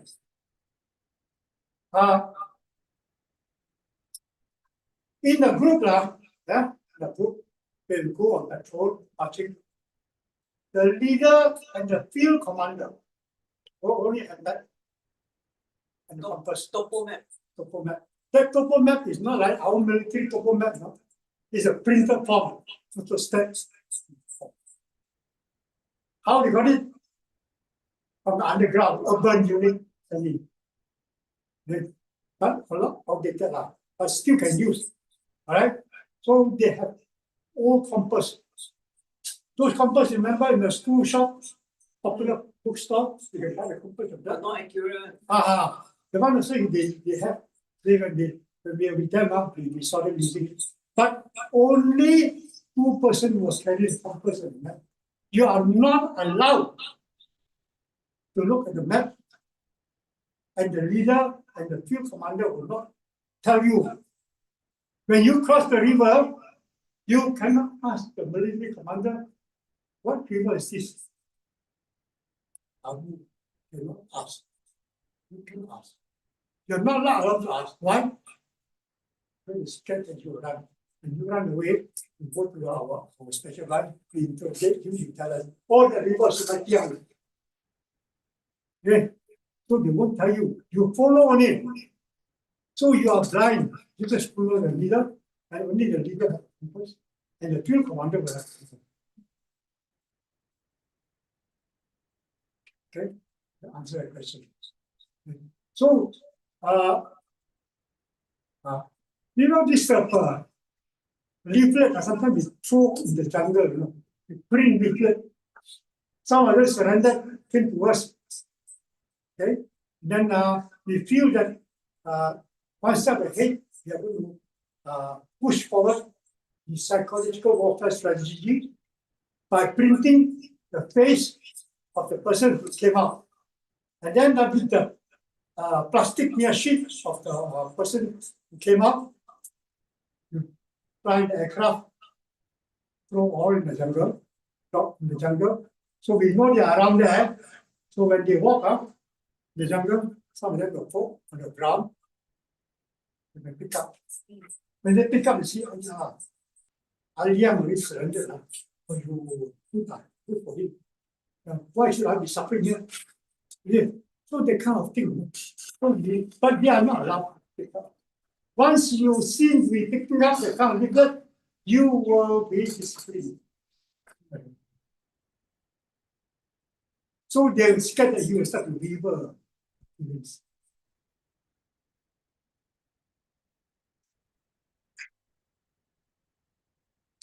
So coming back to how you, okay, when you cook or commune, right? One monkey not enough, don't ask. They say, I'm starving, give me more. Such thing. you queue up. You take rice, no rice, porridge, very thin, watery. Then you got some meat, you are. If you're lucky, you got more than one monkey, then you have better meat, you can ask for more. If one monkey, then we will not don't have enough of the meat, and then we eat the skin. We will burn off the fur, scrape off the intestine, whatever we have the brain on, we will cook and eat. And you cannot tell them I can eat that. I disrupt that.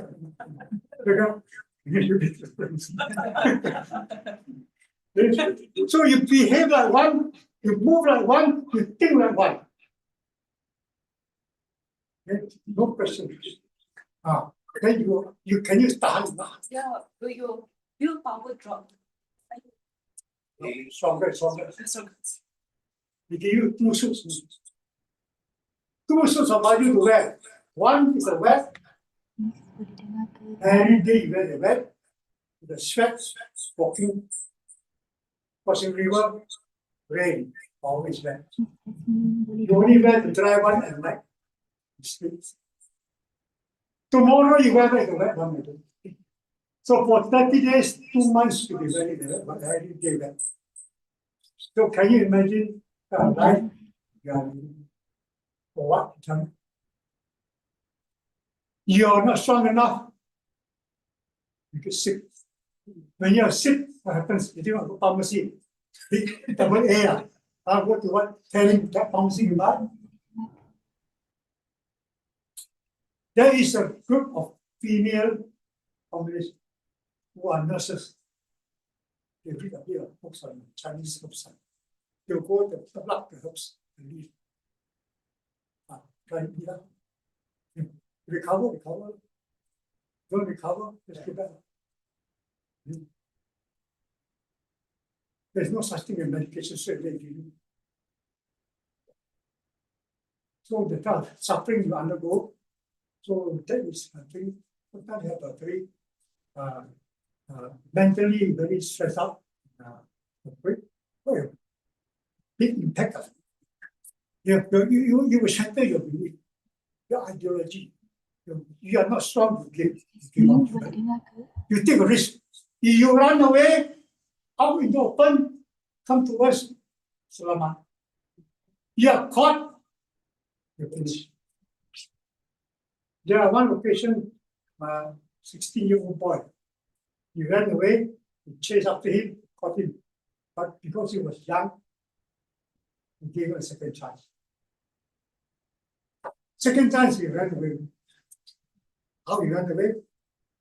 The leader sent him out together with one senior communist to go and retrieve some weapons from a cave. Bring out the weapon, arms down. So he went to him.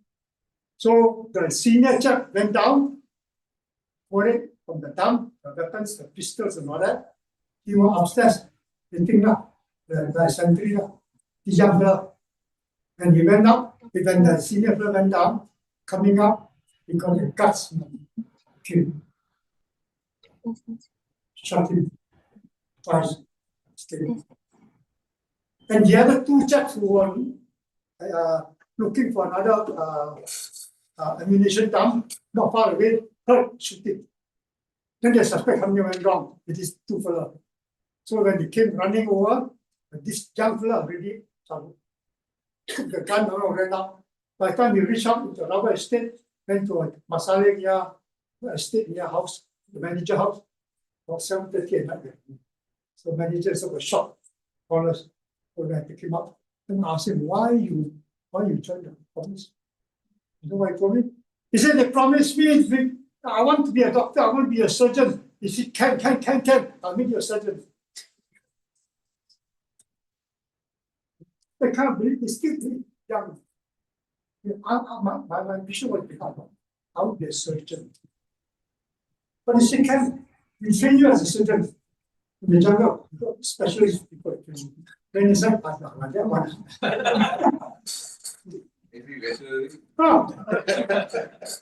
Just imagine how powerful propaganda ideological propaganda is. That's why John, but later, cut the story short, he was shot dead. But we give him a second chance in life. We listen back to society. He went back home to Tarak, New Village. Then later, he mixed up with some bad guys, gangsters, all these gangsters. Then, commit a robbery with two others in Ipoh Kampa, massage parlor. He went around from massage parlor. During the firefight, he was shot dead. Then they found the purse inside the purse and my phone number. So the CID officer contacted me. He said, "Sir, there's some robber, shot dead. I see your phone number, your name there. You know him?" I said, "Wait, there's no problem." So I went to see him. What's the problem? Oh, he said, "It's okay." I said, "Yes, it was an experience." How old was he? The time he was 18, 16, he came out, traveled down. 18, he was involved. We gave him a second chance. They said, "Can I proceed? Or can we take a rest?" Just to say, you've been talking non-stop 2 hours, you know. I think we take a 5 minutes break. Is that all? Yeah. Really strong. Thank you, everyone. We'll now take a 5 minutes break for tea, coffee. Yeah. So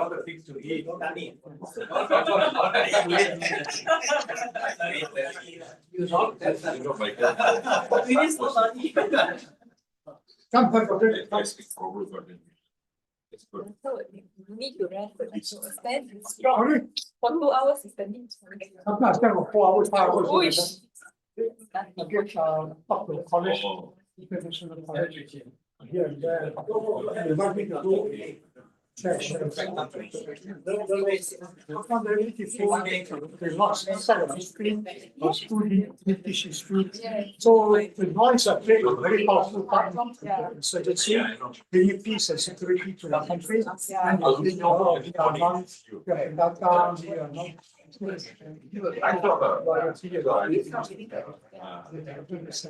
Even the next generation, like what's going on? Yeah, I will better up.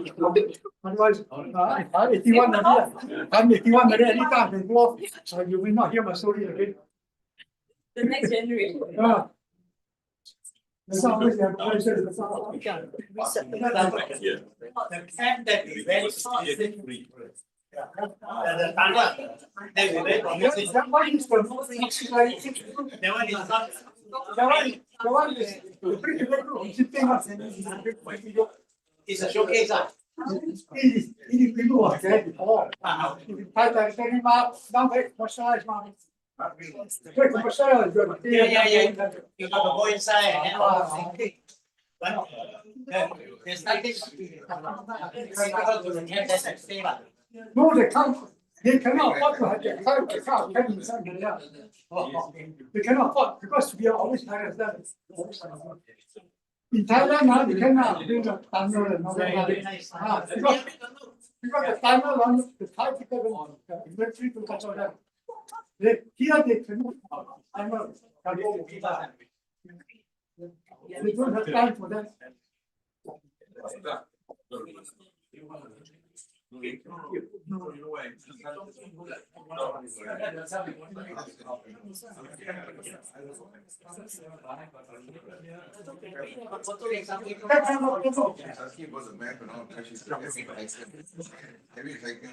From hiking, huh? Have you been to Seven Mountains? Seven Mountains, Seven Mountain feet. Finished. So have you been to Nepal? Only ABC. ABC didn't go yet. What? Only ABC. I went space time back in 1992. I have no more camp, no more mountain to climb. I can help you. Thank you very much.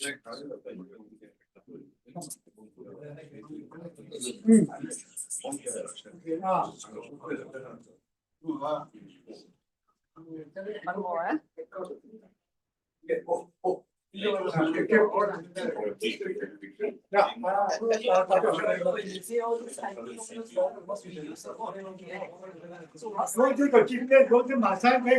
Yes, now. Now easy for you. The check like you're gonna all was it last earlier, I was the first one to come in. So like I told you not using on my own. Compass. Compulsory, sometimes you miss the check. It's difficult. Just the local secret work. You just work, be able to first thing. Oh, I think. Okay, no problem.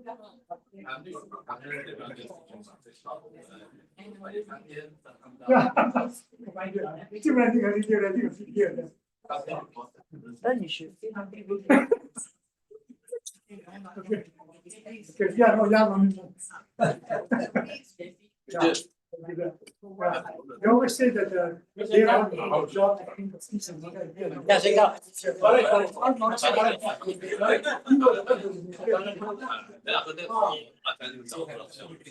Yeah, Daniel.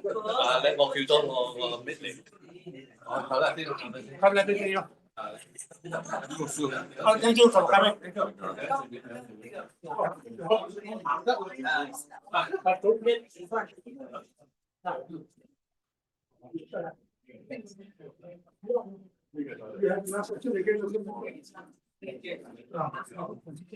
Yeah, can you ask your question?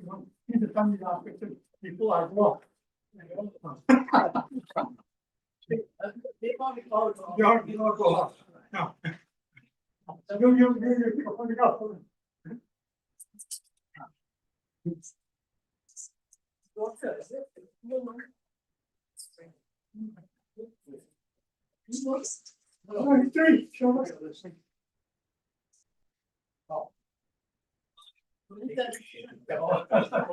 Must be for the introduction.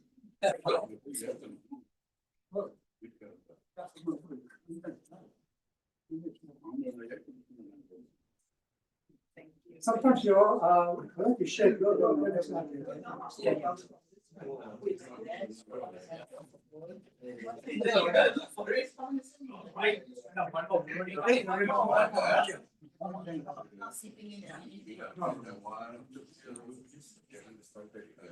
Thank you.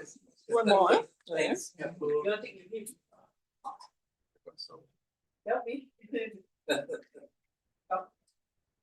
Only in China, so the neighboring communists are still there. Socialists.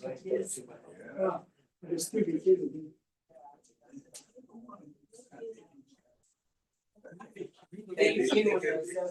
I used to.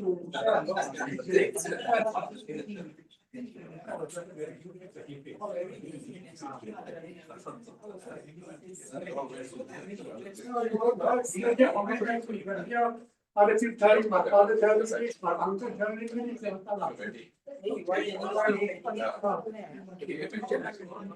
my son is to come here.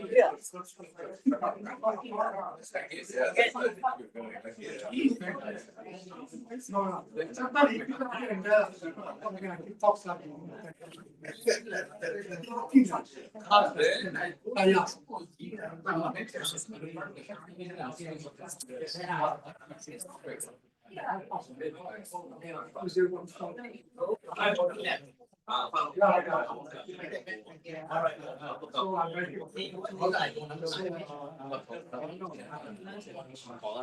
Okay.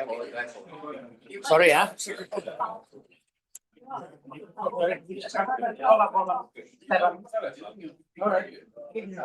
Going back, no, he's oh, I see. Yeah. Thanks a lot. Okay. Thank you, sir.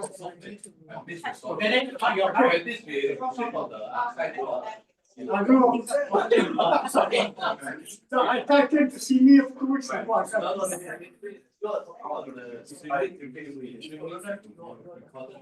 Yeah. Okay, all right, thank you. Thanks for coming.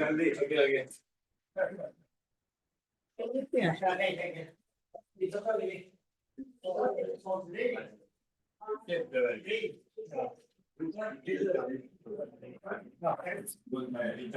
Yeah, good.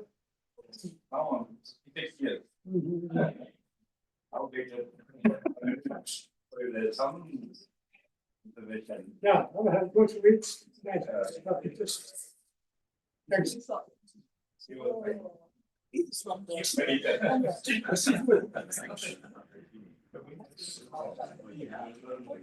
What do you eat? Oh,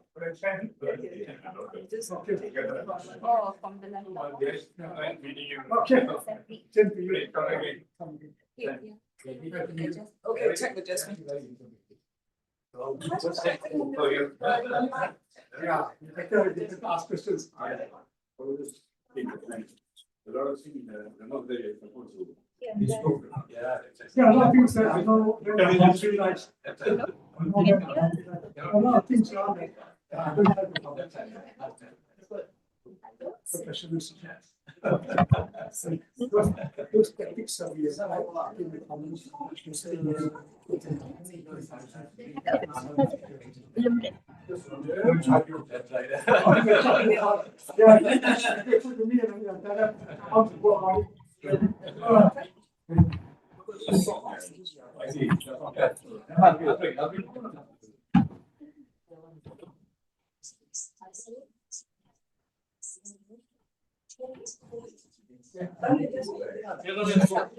Jasmine dengar tak suara? Hello, Jasmine. Yes. Dengar tak suara? Sorry. Do you hear me? Yeah. Wait, All good, huh? Thank you. Huh?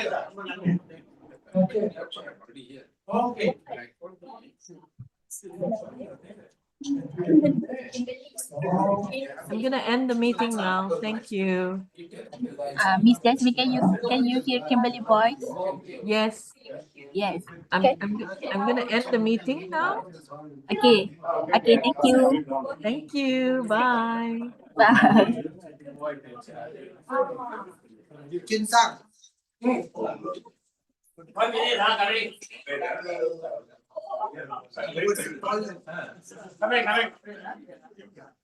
I'm the toilet guy.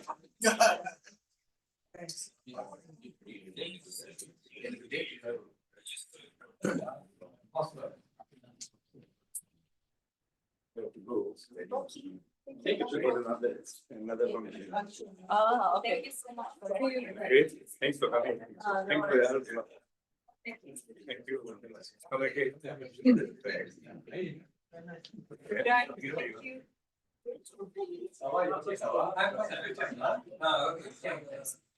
Okay.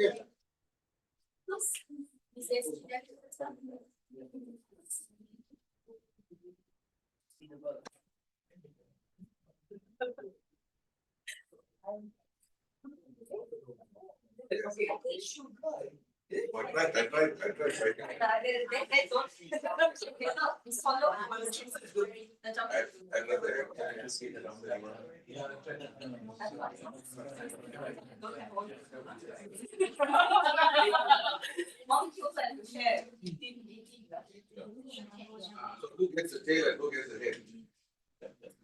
When you go through, there's no such thing as choose. Sometimes scorpion also big centipede. You know what ends? But details.